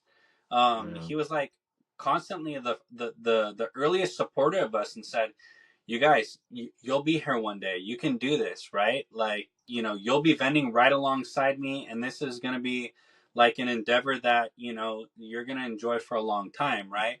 And this was like, God, man, this was before we had even 10 animals, 15 animals, right? And we saw him for several years, man. 2020 twice, you know. Reptile Super Show is a January, July or June show, right? So we'd see him twice a year, and finally in like 2023, we're like, "Hey, dude, we acquired some really big stuff. We like got the high white Chihuahua stuff. We've got the lineage. We're starting to breed it, right?" And he's like, "Oh, I can't wait to see, right?" You know, so we announced that we're gonna do our first show January 2024. He comes by and he's like, "Holy moly, man! You're on the board. You're here. You're in the flesh, right?" Just always been a supporter of us. So Awesome. unfortunately, though, being an older soul, um, you know, times come and go, dude. He really wasn't somebody that was really keen on social media, being on camera. You know, he wasn't. It's not his personality, dude. It's not his type, right? And unfortunately, it's kind of cutthroat nowadays, right? You've got to be in the algorithm. You've got to be showing your face on YouTube, Palm Street, Instagram, all of these outlets, right? Marketing is the number one driver for business. Create a brand, create an image, and drive it home and create that value, right? So it wasn't his thing, you know. And in January at our Pomona Reptile Show, my wife went by his booth while we were both vending together. And she said, "Hey, Ryan wants to talk to you. He's kind of not feeling things right. I think he's leaning towards like getting out, you know." And when I thought that, I was like, oh my gosh, dude, no way, no way. Let me go talk some sense into him, right? Like, I need, you know, my small community, I need these people here. These are pillars, you know? And That's good. so I went by his table, had the wife watch the table, man the table, right? And I said, hey, I'll be back for a little bit. I'll walk the show. And I stopped by him. And I'm like, hey, man, how's it going? He goes, it's not good, dude. It's just it's not good for him, right? And it happens, right? You know, That's that's sad to hear. if you're not cheerleading for yourself, hyping your shit up, if you're not putting lips on a pig, right? You know what I mean? What do you really have to offer, right? What value do people see? Because people unfortunately, you know, products aren't sold just by the product; they're sold by the package, right? They're sold by Unfortunately, marketing. yeah, You know? unfortunately. But some of these guys that you're talking about makes, you know, I know a few myself, make some of the most incredible animals you will ever imagine, but they don't play the game. They They don't don't know play the the game. right people. They're not in this, you Yeah, know, and it's like, fuck, dude, can you please just do it for me, man? Just yeah. show these people what you got, man. So, Like, so the thing with us, Anthony, is I think we can kind of be the voice for these people, right? Like, while they might not be their own hype man, right? Like, you know, I'm not here to take credit from anybody. This hobby was established by people far, far beyond like my existence within this community, right? And so, sure. like, to give due credit, right, is just that, right? The work that I do and the generations that I you know put work into on my own are just that. But the lines that I get my stuff from, it's no secret, dude. The work that I do through selective breeding is just that, right? That's another topic I'll get into with you. But when I acquired this stuff from Ryan, I started getting stuff from him back in January, right after the show.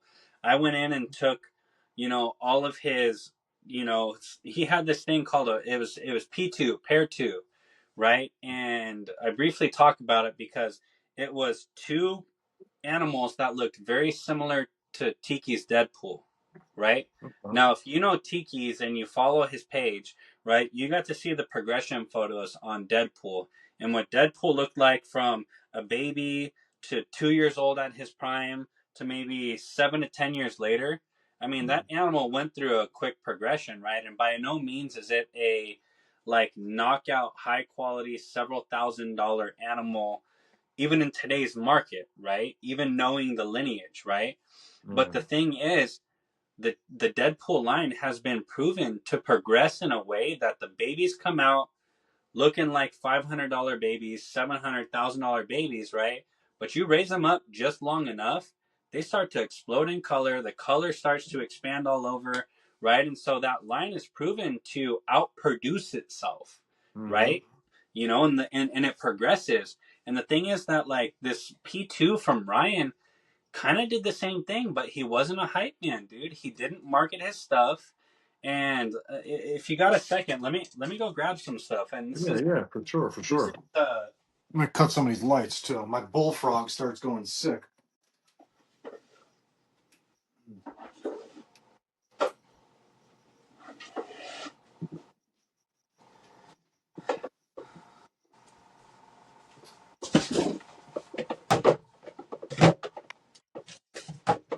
so there was.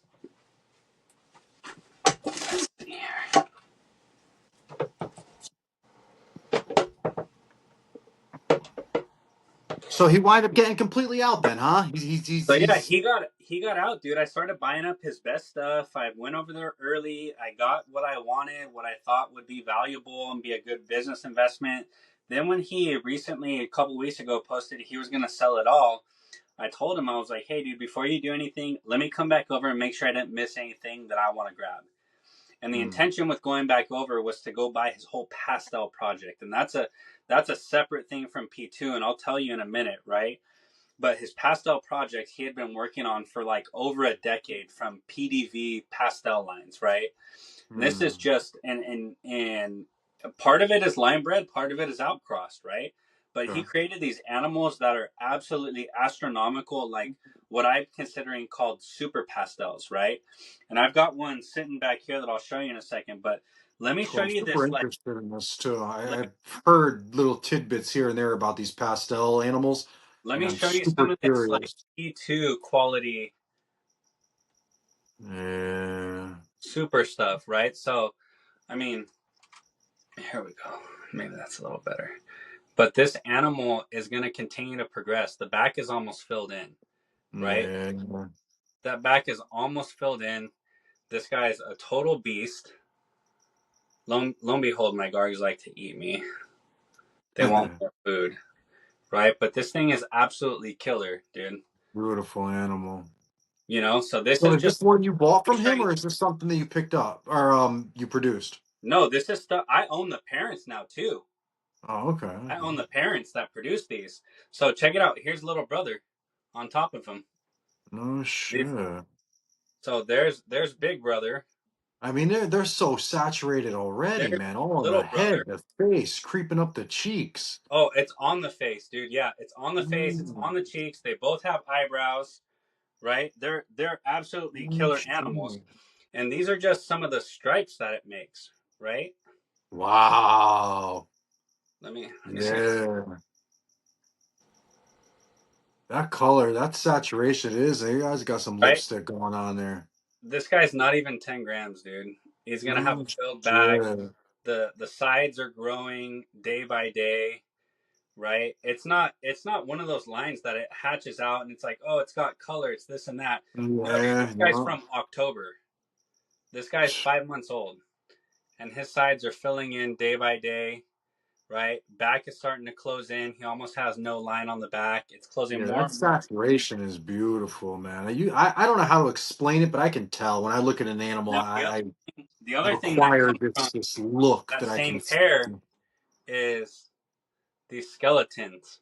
I love those. Those are my favorite. These skeletons, right? And look at that. That's right? beautiful. That's like my hands down. They're my favorite, man. I have so many dreams for. I just don't have the animals to make them, but I've always dreamed of making a black and white super skeleton. Oh yeah, yeah. Incredible. Super, super nice lines. But this is What do P2, you dude. think causes that? What do you think causes this skeleton, this look, this or super blotch for whoever doesn't believe in the skeleton thing? What do you think is causing it?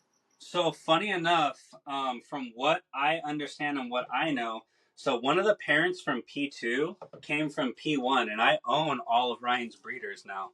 I took them all over. You know, I told him I would continue his lines in the name of him and all the work that he put before me. You know, Mhm. and P1, funny enough, is a high quality. I mean, these animals, the P1 stuff, dude, is like over 10 years old, right? Okay. They hatched out in like 2013, 2014. And I'll tell you, the male in there is literally probably one of the highest quality animals like during Really? that That'll. time, right? And he's a striped animal. He's a six striped animal, right? From 2014.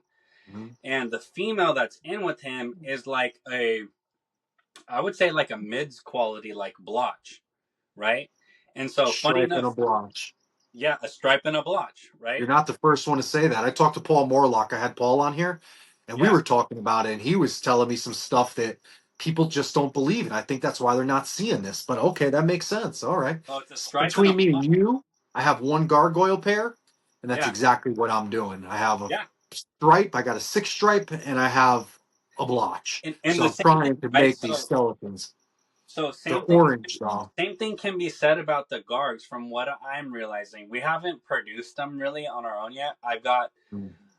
I've got like a dozen eggs so far this season. You know, it's just like almost end of March, and I've got The 12 pairs five now. pairs? Oh, you I've have got 12 12 pairs pairs. now, No right? shit. I got 12 pairs from like skeleton males with striped females, right? Different genetics to six striped males to six striped females, pastel males to super pastel males to pastel females. I've got super pastel females to a super blotch male, right? So I'm doing a lot of different stuff here. Mm. Um, but one of the other things that Ryan had, as I said earlier, was his super blotch lines, and the super blotch stuff. If I can get it out real quick, let me Are they see. all reds? Have you working with any other colors like yellows? I've never even seen a yellow, but I was talking to Paul and he was telling me about these yellow pattern gargs, and I don't think I've even ever seen one. All right, so let me throw these back away real quick, and then I can actually talk to you a little bit more in depth about that because uh, Paul has been around for a long time, and I think Yes. Ryan and Paul were kind of a little bit more suited to talk on the same lines, which is Yeah. funny to me. Yeah, Paul is like literally brilliant. He had my mind spinning. I'm talking to him and I'm like, he literally had me feeling like I've never kept a gecko before, let alone hundreds of them. I'm like, Christ. Yeah, He's definitely a very unique dude. Have you ever talked to Paul? Paul's a cool. Oh, we're live. I'm recording. I keep forgetting we're live. Paul's a cool fucking dude, bro. You will like Paul. Paul's a I haven't done any business with Paul no, nor met Paul's a Paul yet. solid dude, man. He's a Paul good is a man. really intriguing guy, right? Mm, I have some, like many favorited gargoyle geckos on Morph mm, Market, right? That Paul has at Rack House, and I'm like, really. ah, man. And I know Brian at Koalas has talked to me about Group That's a 3 from Paul's, right? And it's not the super knockout high quality stuff. It's the mm, lines that progress, dude. It's mhm, lines that literally are proven to progress animals that are way better than their parents day in and day out, without a doubt, right? So yeah. I got this information first from Brian of Koalas Geckos, who only produces the highest quality, most top notch He stuff does. around, right? I've never bought anything from him, but I've seen his animals, and he makes Well, all his very stuff is on the if you sort it by price like low to high, right? He's always on the yeah. very last page. He's always on the Yeah. last page, right? You can Or pick vice his versa. animals out of a bunch, though. Put one of his in Yeah. a group of 30, and I can guarantee you, if one of his is in there, I can pick his animal out. Brother, you know what he started with before he got into his leeches and his gargs? He made a name with Chahua geckos. No He was shit. producing super high whites, and No him shit. and Leechy Garden actually took in his whole collection. Yeah, Wow, I so did that's not how know Shane that. has Yeah. like the super high white stuff. Cool. Um, and it has been continuing to build upon those koala lines. But this is Interesting. something near and dear to me. So I went back over to Kank's Geckos to go snag these pastels that Hmm. he had sold me this pastel male, and I didn't know what to do with it. I wasn't into it. Everything's been about red stripe, red base, six stripe geckos, super blotch, skeleton. It's been all about that, dude, and it's been about that for a while. But Hmm. he's always pushed these pastels. He's like, check out this pastel on the table. Look at this gecko, and I'm like, it's cool, but it doesn't have like six orange racing stripes on it, right? So I Hmm. look past it, right? Because the hobby dictates what's cool, That's right? it. Oh, that's crazy. That's So funny terrible. enough, dude, how many people do you see looking for a purple gargoyle gecko or a pink gargoyle I know gecko, one person. I'm ready to see what you have. Is I know one right? person to have one, man, and he got his from Paul. So I believe yes. Oh my God. Brother, this is Dude, I can't I even. think that's a mutation, bro. I know I don't know anything about Gargs like you guys do, but I swear to you, with the few that I've seen, that's a mutation, man. That's a gene right there. They all have that same hue. It's like This is like a purple pink, dude. It's yeah, like a man, purple red. James, like Gecko Smith. You know, you follow Gecko Smith? Oh yeah. James is a James buddy of has one. Yeah, James has one, man. James has been bugging me. He got one from Melanie at Bertopia. That's a I thought he got it from Paul. well, he got one from Paul too. I think his one from Melanie at Bertopia is a little bit higher quality, right? Believe it or not, Paul's been See, hoarding his that's good stuff, dude. Just like what I'm gonna do to I King. think that's something with that, man. There's like it's a mutation, man. It's just so unique and so rare This is that if it's only popping out once in a blue moon, no. This is the difference, right? I got this. I got this popping out quite a bit. Let me get him out. really. Let me get him out. So there he is for you guys. This is Jeez. fired down. He's kind of a reddish orange pink with Very unique purple color. markings in between, right? So this is what we're calling a super pastel now.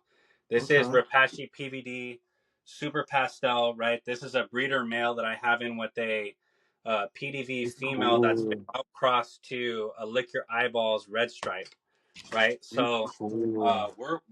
we're actively working on this. This is a project that Ryan was really close to finishing, and we took it over. That's why I'm really, really, really hesitant to release this stuff. Um, but let me show you. I'm gonna get this guy away real quick, and I'm gonna show you some other stuff because I just got in another PDV female yesterday from my buddy Justin at Red Rock Geckos, Justin and Jenny, and this PDV female super pastel that he had, which nobody had been about this stuff, dude. Pastels got passed on for the red base, red stripe craze that For sure. swept all the gargoyle market. For So this is sure. a super pastel, but that it's not purple or red, right? This is more of the pink tone, and it comes from kind of a white base mixed with a red base or a red stripe. So this is actually a super pastel. Sorry, the Oh camera's gonna try boy. to like make it all weird right now, right? The lighting too, but this is a super pastel mixed with guess what, dude? This is Deadpool and super pastel. Oh shit. So that's That's his a carton, very unique which animal, man. which is a direct like six stripe like Deadpool offspring, right? With this is a super light. You can see kind of a orange stripe on the outside, Yeah. So what's she right? looking like fired up? Bro, she's like a orangey, peachy color fired up. She came to me right in the Oh deli. There's shit. no better time that your geckos look than when you're about to ship them out, right? Yeah, of Or course. about to sell them, right? And you're like, oh shit, man, what am I doing? Obviously, yeah. Right? The Let few me I've spray. sold, that's how it usually works. Yeah, let me spray these two things up, dude. You will see they literally are like two absolutely astronomically different geckos from when they're fired down to fired up, but they're not like anything else. Let me give them a little mist, and we'll talk here Yeah, for. you got me super interested. Now, this is exactly what Paul did to me, man. Because, truth be told, when I got into these geckos, it was going down one of two routes. I was going to go the gargoyle route, or I was going to go the crested gecko route. But I was at the show with my stepdaughter, and she wound up talking to someone at a table and fell in love with eyelash geckos. So I Yeah, wound up, her little diva ass got me down the crested gecko route. yeah, So like it was literally, but I wanted gargoyles, and I guess I was subconsciously like praying that she would have picked gargoyles. I'm like, yo, just pick the gargoyles. They're cooler. They're cooler. They're cooler. But she picked crested gecko, so that's the direction fate took me in. But I've always had this like weird, not even weird, but I've just always had like a curiosity and an interest and a passion for these gargoyles. And most of it is because of the unknown, bro. Like there's so much less known about gargoyles than there is with crested geckos. And I feel like it's just something where I could have probably been the biggest contributor. yeah. And the thing with the gargoyle geckos with me is like they're to me they're a little bit more like a chahua, so it Yeah, automatically like it automatically appeals to me a little bit more, right? Like I've yeah. I've gone on several Palm Street lives. I've got another one coming up. My spring break Gecko's Gone Wild edition. Woohoo! Right? Fuck yeah, that's That's awesome. on the first Saturday in April, right? While I'm on Okay. spring break. But Guys, check it out, guys. He's going live. We're going to Palm Street. Palm First, Street. first, I hope we'll, to we'll see get the you there, date for you. Anthony. We've Yeah, got I'm definitely gonna be there, it's man. our I know first I show. have time now. We got dollar starts and we've got a couple giveaways planned up. Right? It's our first time. Really? We're not about building our name around giving things out for free or rewarding people for doing, building our brand. We're about authenticity, but we want to give back a little Sure. bit. So we're gonna have a For couple sure. surprises, a couple things that kind of go, what are you guys thinking? For And sure. same thing that everybody said before us. You've heard it multiple times, seen it. It's time to make space for the new babies, the new season, right? So we can't hold If you everything. draw up advertisements or anything you do, just shoot them to me. I'll share them on all of our pages, all the podcast Oh, pages. I'll get them definitely, on all of our social media. So whenever you definitely, produce up your flyers, we'll get them out there for all of our viewers. yeah. On all the pages. We I, have I four just different spent a couple hours podcasts now. last night making a spicy Cool. one, right, with a neon Cool. sign. Gecko's Gone Wild, right? An old kind Nice. of homage to spring break of the past, Yeah, right? for sure. For Couple sure. couple late night commercials. For sure. Yeah. That's awesome. um, That's cool. but It'll be good but to see you.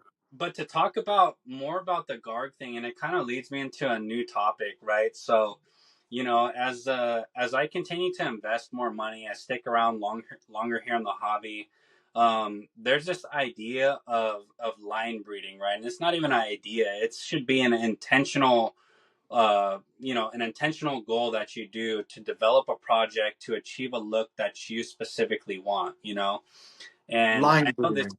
I know this is kind of a you know a Taboo rule to of a degree. thumb, right? A rule of thumb of how leopard gecko breeders have come upon various breeds, right? Yeah. From like the three albino breeds like Bell, Tremper, whatever the other one is, right?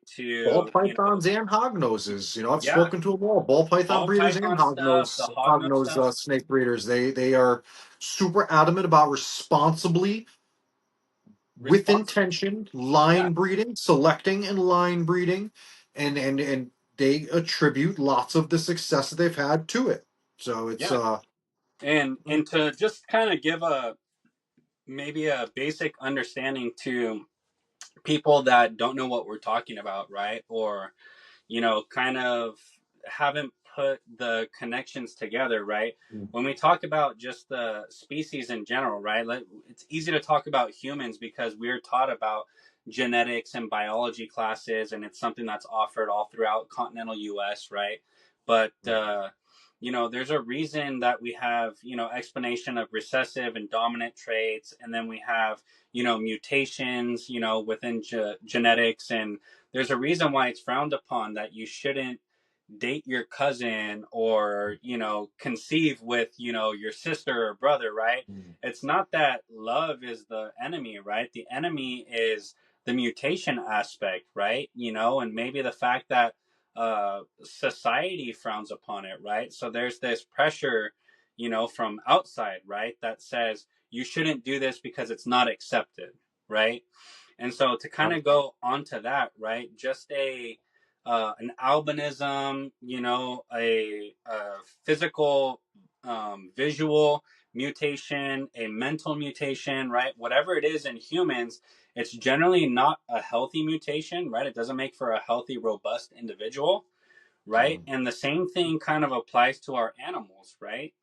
When we talk about things that aren't polygenic, right? But these are actual like genetics, right? That we're talking about. Starting to stack these different genetics and to mess with the alleles, right? Gets them to not just reproduce the allele, but to reproduce it so much that it starts to make errors within the code of the DNA, right? And so those errors come back, right? And they display on the animal that essentially there's a mutation here, right? And now as hobbyists, right, like, we're all here for the cool stuff, right?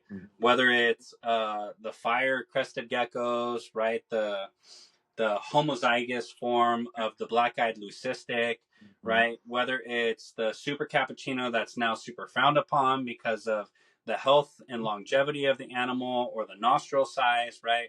The super sables, the super lilies, the whatever it is, right? These lethal forms or non-lethal forms, right? These are two animals from lines or genetics that essentially have the same code, and when we intermix them, we get, quite wild outcomes. They're not always a healthy animal, but we can look at that as, partially stacking genes on top of each other that are not necessarily beneficial for the animal, right?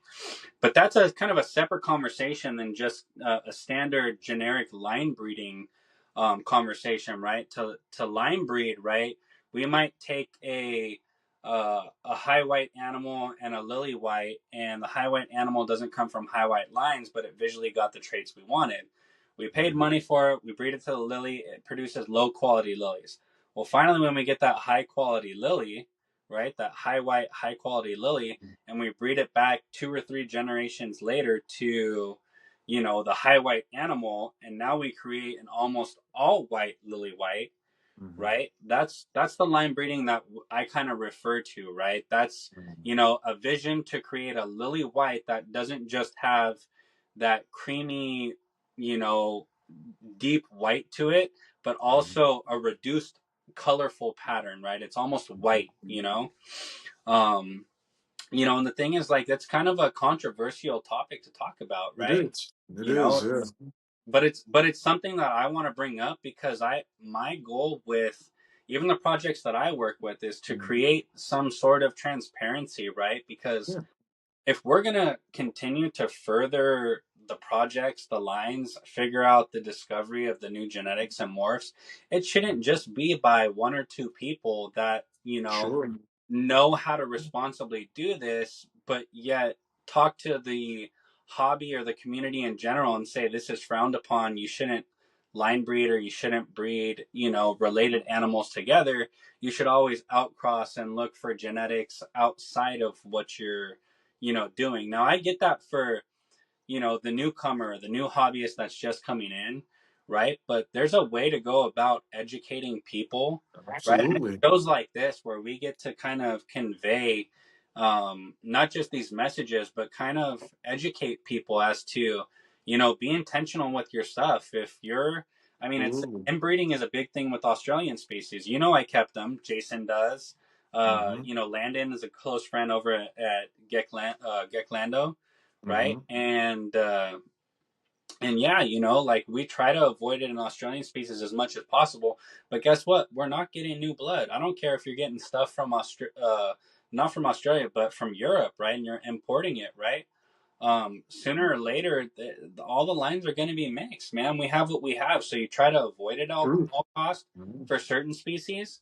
But these other species that are yet to be discovered, what we can do with them, gargoyle geckos, crested geckos further, Chahua geckos, we don't know anything really about yet, right?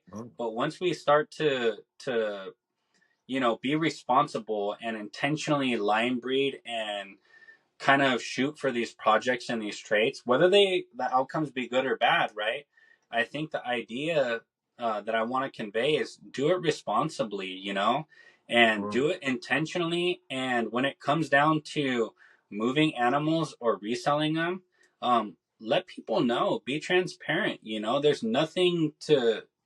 There's nothing for the hobby to gain from dishonesty, right? And I'm not to call anybody out. There's no names here, but I know that line breeding happens, and it happens more frequently than people are honest about, right? But I think part of it is, people being afraid that somebody might discover something in their collection sooner than them, you know?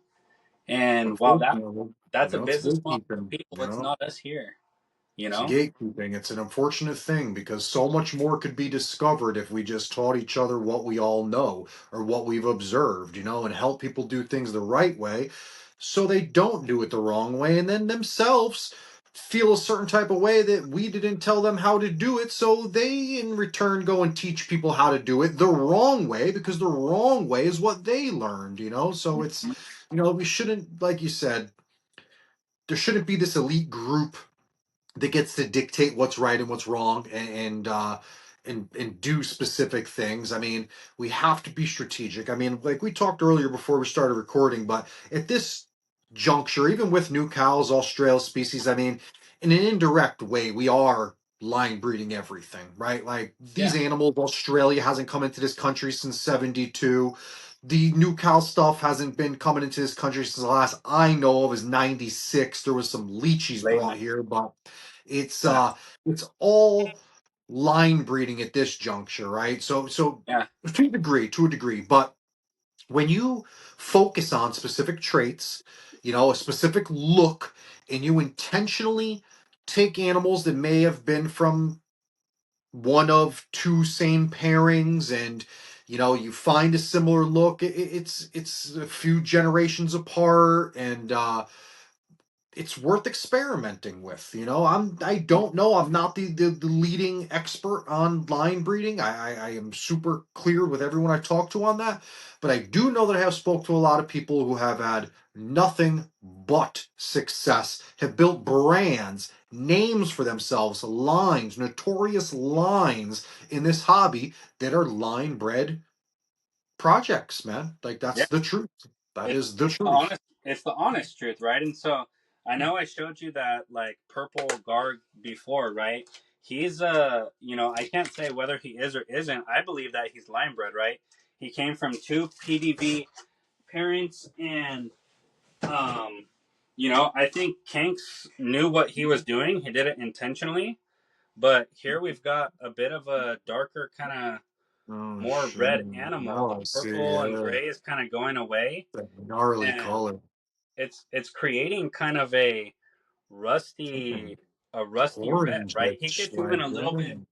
He gets even a little bit more red than this, right? This is just a small short kind of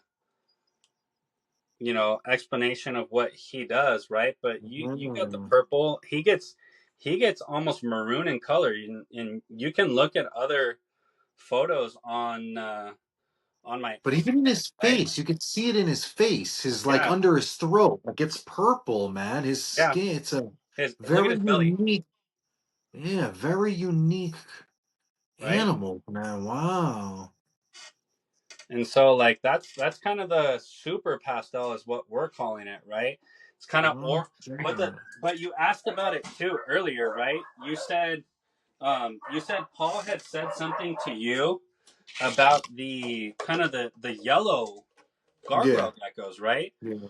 And so I'm a firm believer that these pastel lines were built upon like old school yellow and black and white animals to begin with, right? Oh and shit. and as those were kind of the common gargoyle gecko. I mean, my first gargoyle gecko in 2010 he was like brown in color, dude. He would fire down like a white and like light color, right? But then when he Mhm. fired up, it would just be brown and black, right? And I think so through like the earlier like years of gargoyle geckos within like the hobby that were readily available, you had black and white retics, He had black and white stripes. Yellow wasn't even really a common thing. I think that kind of started coming up in people's collections or what was being produced. But as time went on, right, we started selectively breeding these things that had more color to create, what we have in the hobby now. And this girl here that I showed earlier, right, this super pastel Deadpool girl, right? Here's her kind of fired up. I mean, I know the light is kind of washing her out a bit, but that's her, dude. She fires up So unique, man. a little bit more orange, right? But she hasn't changed very much. She gets kind of a light orange. Oh, look, my gargs are spicy. Oh, yeah. But she has this nice light orange kind of color to her, right? The light's kind of drowning her out. But Mm. I took in from Ryan a super pastel producing pair, so two PVD pastels that produce the stuff like this male, right, that I showed a minute ago. And are they pastel And themselves, or the parents pastel they're too? pastels, They yeah, and are. Okay. they just don't have like the purple hue to them, right? They don't have that marbly purple orange kind of hue that this guy has. They have more of a what you would think of the color pastel, right? I mean, pink is more pastel than purple is, right? I think we both Yeah. agree that, right? Pastel colors are generally lighter in color, right? Yeah, like Now, while they're faded, water washed, or yeah, yeah. and while there may be like a purple pastel, a purple gargoyle gecko is kind of what a super pastel is, and that's what Mm, we see on this dude here, right? It's like an yeah. actual like purple gray Purple, color, right? right? It's purple, you know. And so, funny enough, I've got like tons of babies from Ryan that I'm raising out. I've got more eggs in the incubator right now, but funny enough, the pastel and super pastel lines, this is what they look like as babies, dude. Oh yeah, okay. That's a dude. That's yellow. Is that not yellow? That's That's yellow. yellow. So you see that? Yeah, man. Hell That's yeah, yellow. And so he dude. told That's a me, he's like, cool look, this is the gecko. super pastel stuff. The super pastel stuff comes from like a yellow, Now an I know what you're actual yellow line. saying. Do you see? Now Now I know exactly what you're talking can about. you mix this with what Paul says? Because I haven't watched the Paul episode, but now are you getting a little bit of look at that, dude? Tell me that's not a yellow six stripe. It sure as shit is. Tell me Like that's not a there's yellow no six stripe, denying that. right? And so That's as this gecko awesome. grows, and you know it, right? When they hatch out this small, they're natural, normal, kind of earthy tones, right? They don't get colors yet, Yeah. and it's to kind of camouflage so they can actually like establish and grow to a Uh-huh. juvenile size and try to fend for themselves, right? But this Yeah. is what the pastels kind of start out life like, right? That's all of them? How many have you got to observe them all? I'm curious if they develop differently or if it's like a specific look. You know what I'm saying? Like these So are funny, guaranteed to progress this way. yeah. So So funny that enough, animal, that's supposed to be a super pastel, but let me grab a pastel for you. A little bit, a super pastel, a little bigger, and another pastel. So this other small one that I'm going to show you right now. God, I keep them in critter keepers too. These things are is awesome. your wife home? Is anybody you got the baby, man? You know, if you need to go take care of the baby, Oh no, don't yeah, hesitate the for a wife and the baby second. just got back from going out and Oh, getting all water. right, all right. I sent him out, right? So this is clutchmate to the super that I just showed you. This is probably just going to be a standard pastel, but I'm growing them out. Do you see the difference? I do. I do. It's I darker, still see that same hue though. I still but you see the see kind same. of the same thing going on, right? Yeah, yeah, But for it's a little sure. more like white and black, and right now it's a little fired up, right? For But this is sure. supposed to be probably, and if you look too, you see a little bit of like orange blotching. I know it's kind of maybe orange blotching. It's really small. I mean, this guy's really tiny, But this is supposed to be. Ryan told me he's like, this is not what you want to look for. You want to look for that yellow stuff or the stuff that's like white six stripe, right? And so here's kind of an older one. I picked this gecko up from Ryan when I got the super male, right? But this is essentially another. Oh, there we go.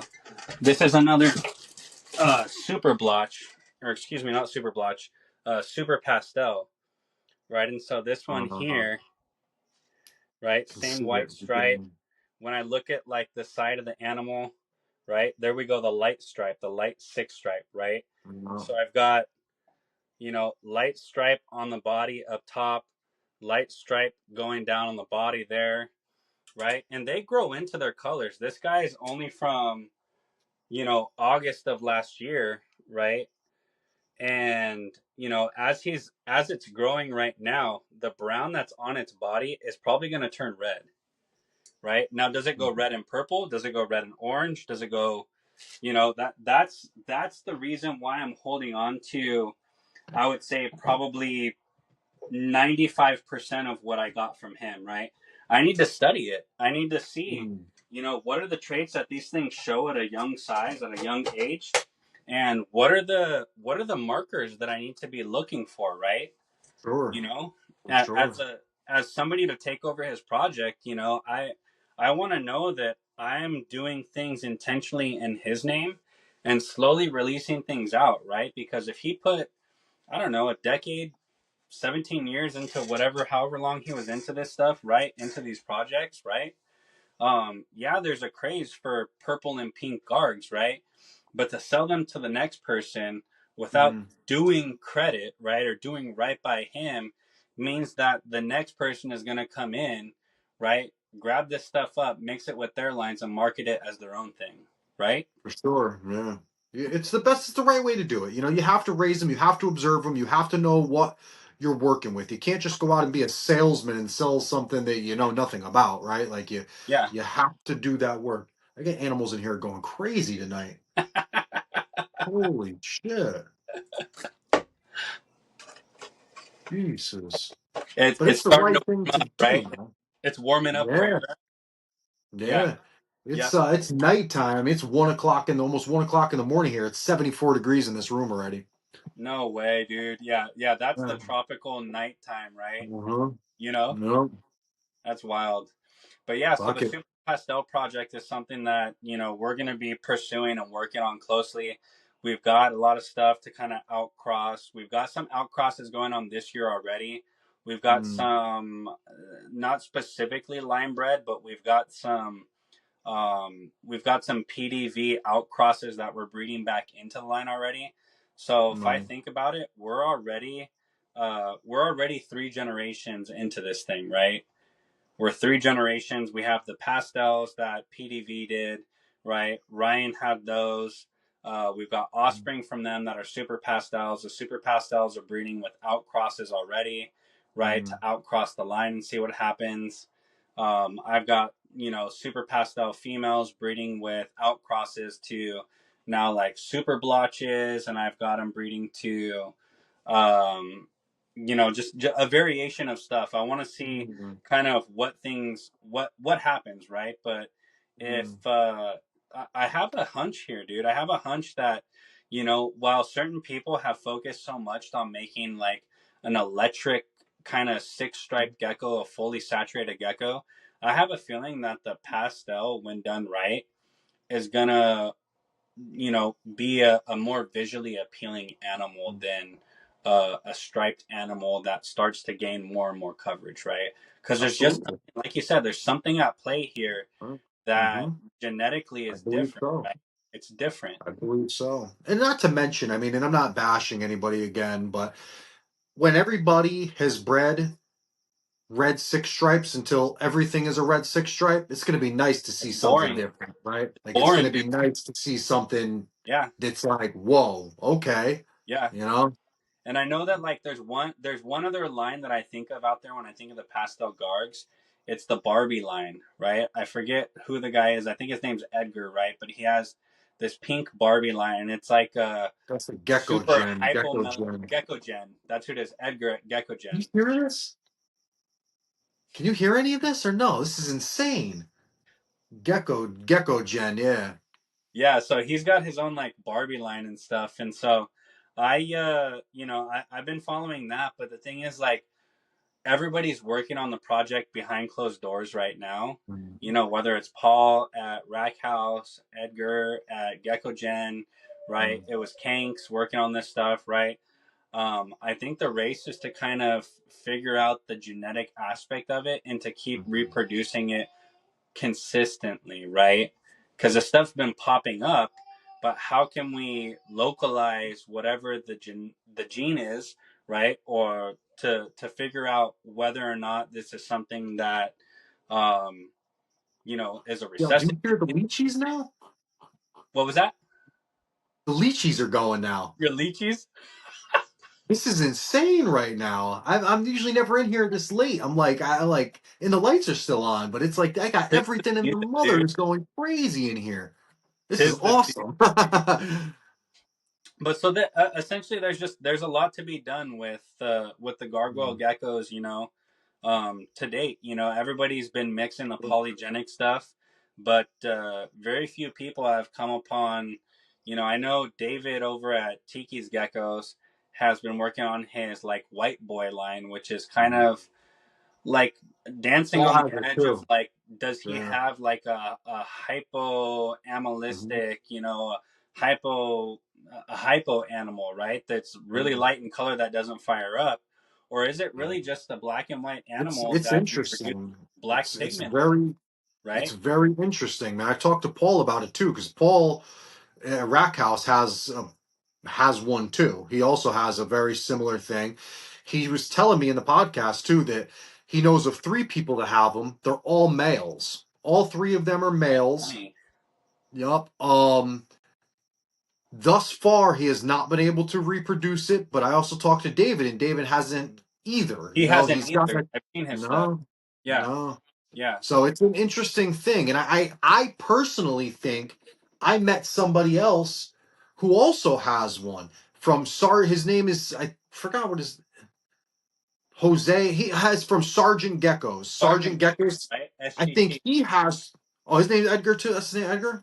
No, no, Eddie, Eddie, no. Eddie, Eddie, Eddie, Okay. Eddie is his name. He has one too, man.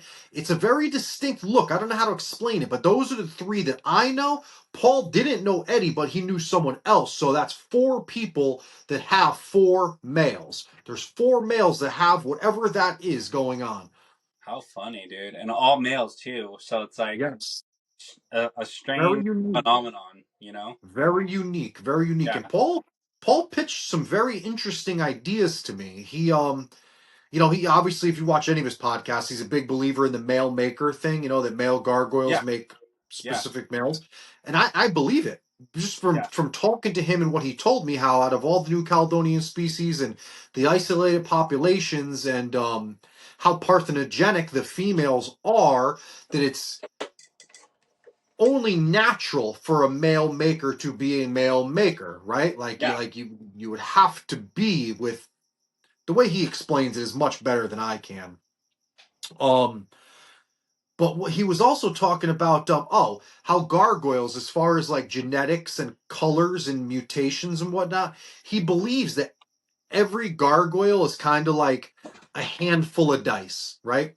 Every time you roll that handful of dice, beautiful. Those are the parents. This is P2. This is the P2 parents. Oh, Look at that six stripe male that's like old, dude. And I can show yeah, you P1, still holding that right? color though, man. Right? It's still color, dude. Look at all the color on, Yeah, right? This is what I'm no talking about. These shit, animals are from like 2018, no right? These are shit. 7 years old with that much color, right? And I'd So this is imagine that's like what a healthy Garg in his prime looks like. People are seriously misconstrued about thinking a gargoyle's old at 5. I think they've oh, really dude, just become a mature animal mature, that would good thrive in producer, the dude. wild at 5. Yeah, Yeah, that's the female from P1, right? You see, she's not super crazy, crazy special, but the male, the male is literally, I mean, he's lava red and orange, right? Super stripe, six stripe, right? This is where I'm getting all those crazy babies from. This is where I tell people, I'm like, dude, grab a baby from P2, right? Grow it out. You'll be happy. It'll do things to your projects that you wish you had the time and patience to do, you know, that's insane. right? It's Just crazy, amazing. dude. Hey, you don't crazy. mind taking a walk with me, do you? I hear my No, dog is like literally crying his eyes out. I gotta go let him outside. no, please, That's please. that's That, absolutely incredible. I know, Daddy, right here, Papa. Daddy, gonna take you right now, baby. Come on.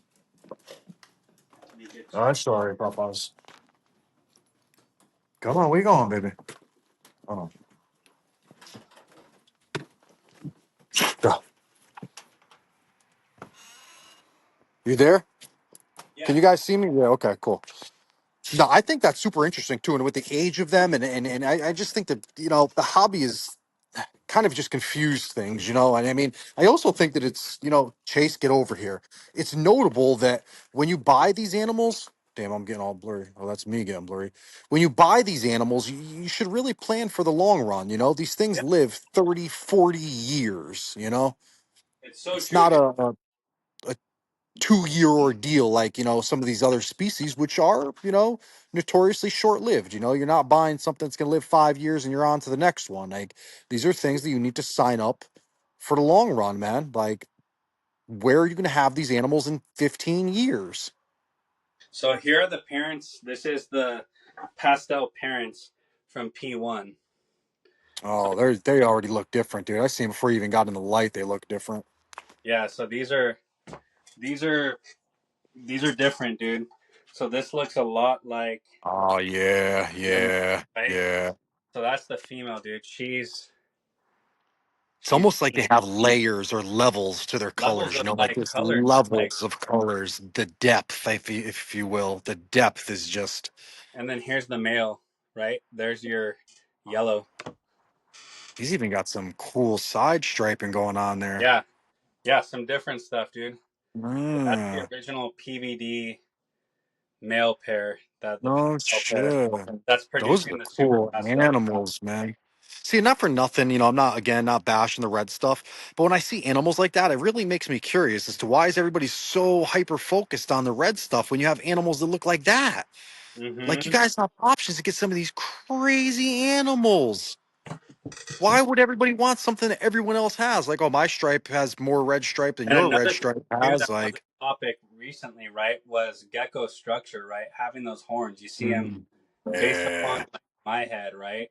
So yeah, this line isn't so bad, right? I mean, the male's not quite as nice, right? But that's what we're trying to do. We're trying to improve on structure as well. The absolutely. the male's horns aren't quite as nice, but still, I mean, we're trying to be intentional. We're trying to get back to the standard look of the Like, gargoyle gecko while also kind of you know keep, we're keeping a mindful watch over the structure of the animals and not just so intrigued with the color or the outward look of the animal itself. absolutely. So, are you guys working with any the phantomized stuff over in your collection, or No, is so we that something you've experienced? yeah, we don't have any phantomite stuff that I'm aware of here. And it's just something that personally it didn't appeal to me because of the price tag, right? I mean, there's animals that have been on sale for far too long on Morph Market at prices that I don't think people want to pay, right? So um it's just not a marketable trait, right? Whether it's a genetic thing or what. Mm. That's what I For was us, curious about, is how it's genetically yeah. working. I mean, there's something beautiful about just a standard Chihuahua gargoyle eye, Mm. For that's sure. nice, especially when you get those like light blue eyes, right? And Nothing so beats those blue eyes on a Garg, man. Like, yeah, it's just so, like I said, I only have two of them, and one reason that they'll never go anywhere is because of the blue of their eyes. I mean, they are so sky. I don't even think a sky has ever been as blue. Like, yeah, man, you know, exactly.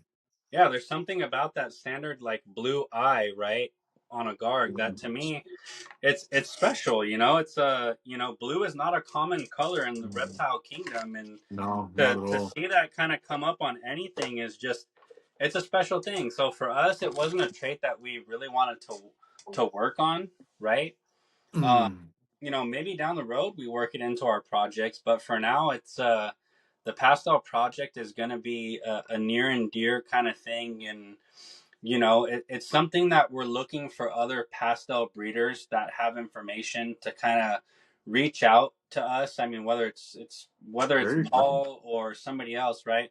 Reach out. Let's see if we can, Yeah. swap some stuff and figure some stuff out. Get on a call, whatever it is. Get in, direct messages on Instagram, whatever it may be, right? This is the Absolutely. breakthrough that the gargoyle gecko hobby needs, right? It's one gene to light this whole fire and to see Sure. the whole entire hobby just transform, For sure. And I think it's coming too. I think, Yeah, for someone that, like I said, I have two of them, a future pair, but I'm not yeah, anything, what you guys are doing with these animals. From the outside looking in, you guys are very close. You guys are very close to being coming up on something huge. A lot of great minds are working with them. A lot of great minds are finally observing and thinking outside of the box and noticing some new stuff. Like there's a lot of cool things in store for the guard community, man, for without a doubt. Like I've never yeah. been more positive on any of this stuff ever in my life. And the things I have been positive and had feelings about have usually come true. And I'm telling you, that Garg thing is ready to click. The code is very close to being cracked. That's the way that it feels. It feels like we're so close, but I in no way think that I can take credit for any of this stuff. I've clearly labeled my stuff when I've posted anything about the pastel projects. I've given, the name to the Super Pastel project to Kinks. Ryan at Kinks Geckos, and That's the right even thing to gave do. into the genetics behind the scenes from PDV, right? If it wasn't for those people to establish the animals enough in the hobby at that time, we wouldn't have anything to work with. So through the art of selective breeding over, gosh, a generation or Mm. a decade or more, right? I mean, we're finally at this part of the hobby where it seems like gargoyle geckos are becoming the next thing that's going to knock on a crested gecko's door. You For know, sure. you For know, sure. their Even we care didn't talk about the requirements, clown morph, the clown gene or something. What do you know? I mean, what do dude. you know So, anything about that genetically or? so I only know of the project, right? So this is Paul's, like one of Paul's other babies. I would say it's specifically Paul's baby, right? And there's something else going on there, and it's a So understanding just like gargoyle genetics, right? And this is going back to the work that like Kylie at the Gargoyle Queen did, right? Because she kind of really mapped things out for the public, saying like what a pastel was, what a red base, a yellow base, a white and black. I mean, she defined a lot of this stuff that we kind of use as terminology now. I mean, she was the original founder of the skeleton kind of look, right? And funny enough, the skeleton look has kind of transformed over time, right?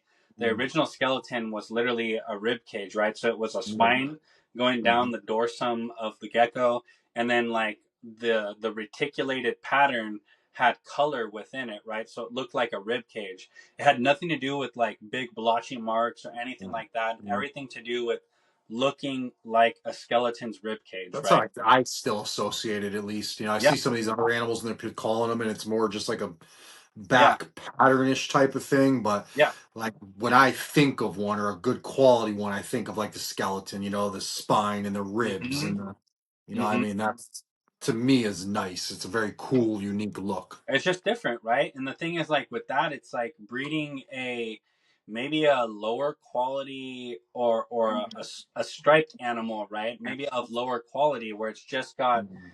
two stripes, no super stripes, right? Super stripes would be four stripes, six Mhm. stripes get you on the laterals, right? And then there's more from there, right? But there's reticulated morphs, and that's just like a polygenic kind of trait, right? That breaks up the pattern. That kind of gives that look of a modeled kind of uh, a modeled kind of looking on look to the gecko, right? So it could look, really broken up. It could look so reticulated that it looks like one solid kind of pattern, like maybe like a rock would look like, right? Mhm. Um, but the other pattern that has been talked about and not really focused on so much is like the banded pattern. And I'm not sure that like the banded pattern has to do with it has to do with reticulation, right? But the reticulation is not done with like dark black markings.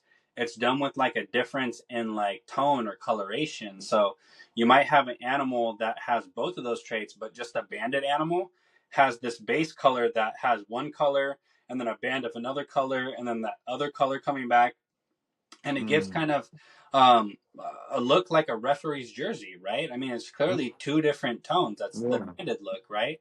But it doesn't have black markings that are generally disrupting it, right?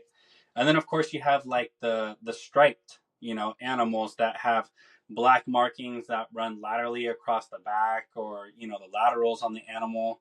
And the crazy part is like what Paul's done with his clown stuff from my views is that he has mixed with the reticulated and striped pattern to create these animals that he has started to like hold back and selectively pair and breed, right? Mm. That display both traits at the same time. And that's really hard because it almost seems as if like most animals in the hobby are either A or B, Yeah. not Yeah. A B, right? Mm-hmm. And not that that has anything to do with genetic makeup, but to be able to stack those in a way that disrupts a striped pattern and makes the black and white go vertical on the sides, or at an angle, right? It's a really interesting looking animal. And I know I've kind of seen a couple animals that have popped up on Morph Market that don't come from clown lines that kind of display traits, Mm. right? But it's definitely not something that's very common. So it's a No. project of Paul's that Super I'm. unique. It's definitely a project of Paul's that I'm interested to see what he does with it, right? Because he's really the only guy that can claim that this is something that not only he's done but that he's pursued. You know, Yeah. yeah, he's pursuing it. For sure. For a while too, from what I gather. But Mm-hmm. it takes time. Even like we were talking about before with the line breeding, from the guys that I have spoke to, it's not an overnight thing. It's like a 3 generation type thing. At Yeah, minimum, these guys are saying, 3 generations to really make some headway with what they're doing. But I mean, hey, it is what it is. If this is the life you want to live, and what you really want to do, time is just what's in between you and success, right? yeah, Like it's just an element. yeah, Yeah, absolutely. an added element. Yeah, but yeah, I think responsibly and intentionally breed, right? What else are kind of the keys that we can kind of pull away from this, right? Mm. You know, responsibly and intentionally breed. You know, question question the information that came before you. Take it with a grain of salt, Have to, right? have You to, know, yeah, you know, absolutely. uh, Think feed outside of the box. Yeah, feed bugs, right? Feed bugs. I think we both agree. For sure. The stimulation, right? The benefits of it, right? Having a more robust, um, an animal that establishes itself quicker. What else are some of the key things I think you can pull away from tonight? What do you think, Anthony? It's the overall being observant, man. Being observant. Pay attention to your animals. Pay attention to your animals. They'll tell you everything you need to know. They from feeding to housing to handling to breeding, everything that you need to know is right in front of you. Just look at your animals and observe. And if you have a passion, a genuine passion for this stuff, it's going to be something you enjoy doing. You're going to enjoy watching your animals more. Take notes if you're not like a mental notebook like some of us are. Take Mm-hmm. notes, write things down, write dates down. Keep track of your lineage. And I'm not saying I'm like a crazy lineage freak, but it has its perks, it has its purposes, it has its Yeah, place. You especially if you're breeding things and you have an end game, an end goal. You're gonna want to document things, and I mean, I took a lot away from this tonight, man. It's a great conversation with a brilliant mind. I think that you have nothing but a bright future. I think again, we could spend this is almost 2.5 hours we've been talking, and we really just started talking about Gargs. We could go into Crested Geckos for another 5 hours. Yeah, I mean, it's I wish more people. I hope a lot of people see this and see your thought process and how you do things, and I hope a lot of people see that they're not unique and that they can do this. They don't yeah, have to invest the crazy amounts of money, but they can invest in small projects and genes, traits, things that they like, and they can perfect those things, with selective breeding. They can with feeding. I mean, it's just so much to be learned here tonight through this conversation. And for all the stuff that we're talking about that anybody hasn't seen, check out Kyle's page, check out Koo's Geckos. You can see examples and some incredible pictures of all these animals that we're talking about. Some of the stuff he's produced. I mean, it's like literally amazing. Some of the stuff he's imported, some of the just follow Koo's Geckos, guys. You'll see exactly what I'm talking about. It's a great brand, great family, great all around business, man. Everything you're doing again is super admirable. The way you carry yourself as a person, the way you carry and conduct business, your ethics are things that I hope are super contagious to everybody out there. Seasoned breeders and people just getting into this, man. You can teach both parties lots. And I'm a fanboy, dude. I wish you nothing but the best, having from the beginning, and I don't even think you've scratched the surface of where you're gonna go with this. I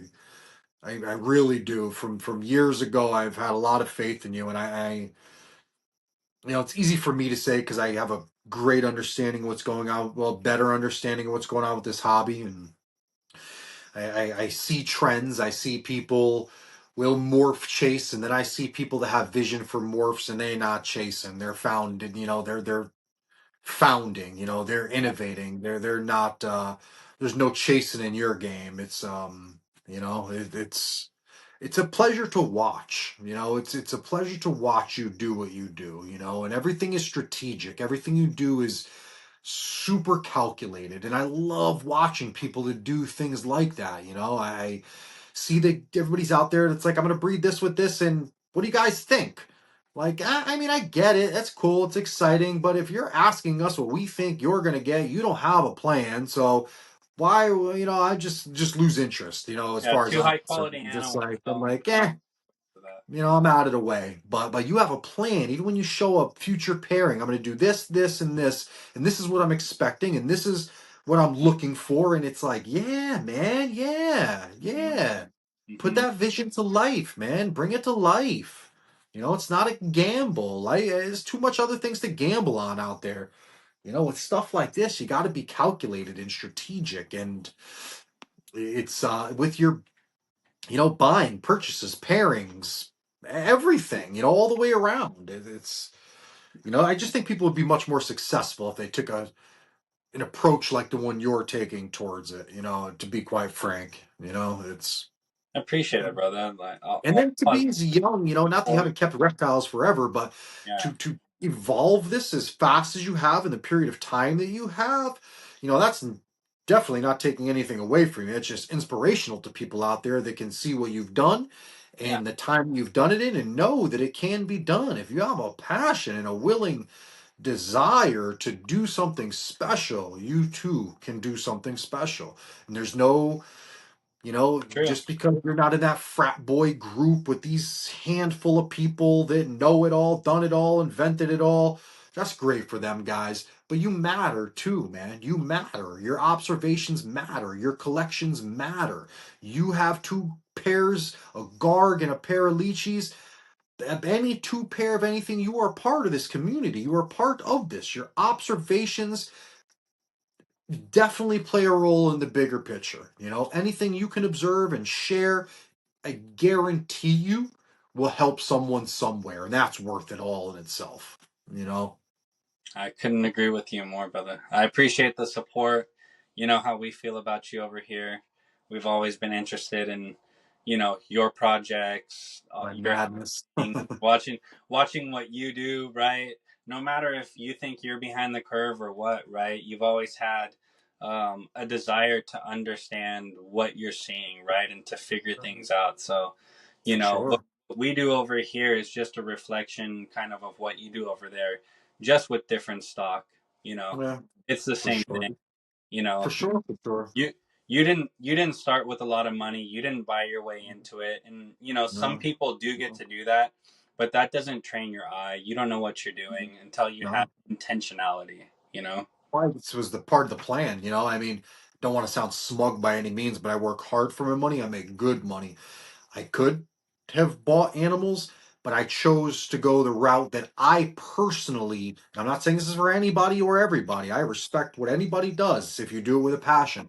But I know how I learn. I'm dyslexic and I got ADD. I have to learn hands on. I wanted to learn my way up, if that makes sense. I wanted to start off with basic shit to see how things work and experiment my way to finally getting that aha thing. And it's happening, it's happening. And I learned from all you guys, man. I learned so much from you, watching you and seeing, what you do and how you do it. And I've tinkered with approaches on all Yeah. types of things that I do just from watching you over the years. And I think that's what makes a community is that we don't all do things the same, right? To be quite frank, we do things differently, right? and, Success and doesn't come that's in one package, right? One shape or size anymore. It's for different. sure.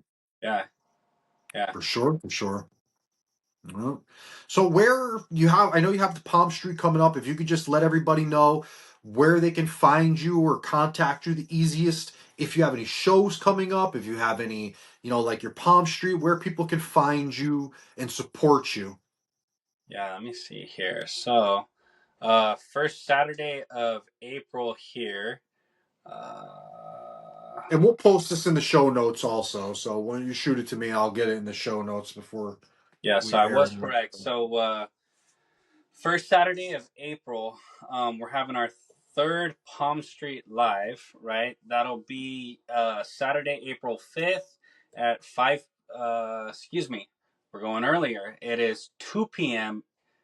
Pacific time, 5 p.m. Eastern time. Awesome. And again, we're gonna have some Chahua geckos from good lineage, various lineage price points, gargoyle geckos, a couple dollar starts to spice things up. A few That's awesome. giveaways for those people that are interested and want to be involved. It'll be a fun day. We haven't done a Saturday kind of party with you all, but this is my college spring break, right? So we're bringing Gecko's Gone Wild to you. That is awesome, dude. That's exciting, man. I love what you're doing with the business and the brand, man. Super cool. And guys, if you've ever wanted to support a good business, a good brick and mortar family run operation, Coos is your spot, guys. Like good people. You would be contributing and supporting good people and great animals. Great animals. You're getting quality. This kid is so meticulous with the things he buys and the things he breeds and the things. I mean, it's there is no question you will be getting healthy, quality animals. It's I wish I could say that for everyone, but unfortunately, it is what it Well, is, man. we greatly It was a complete appreciate it. honor and privilege having you here. I definitely got to get you back one day, dude, and we'll talk about some of these crazy, insane crested gecko projects you have going on. I think it's just absolutely amazing what you've done with the freaking chihuahuas and the gargs is just clearly 2.5 hours plus the 2 hours you talked before is like amazing stuff, dude. And you know what you're doing, Well, man. And I hope you take a second out of reality or your day to at least give yourself some credit, man, because you deserve it. You deserve the credit for doing this work and, let alone the money spent in the animals that you've purchased and work with every day, but the research you put into it, the attention you put into, like I said, the strategy that you put your effort and energy into this business you're building and the marketing and everything else that you're strategically doing and building this base before you really take off. Love it. Love it. Love it, man. We Love appreciate it. it, brother, and we're here to support you if you ever need us to. You know that. You know that as always. I appreciate that, man. I You know. appreciate you. All right, guys, we're heading out of here. You know where to find us. Your second favorite Gecko podcast in the country. You know, Gecko Exchange has got to be your first. But I appreciate everybody watching. Thanks for the support. We love you guys. Stay And weird. thank you for having me on here. Thank you guys, everybody. Good luck. Have a great season. We'll see you soon. Just hang with me, Kyle, once this ends. 1 second.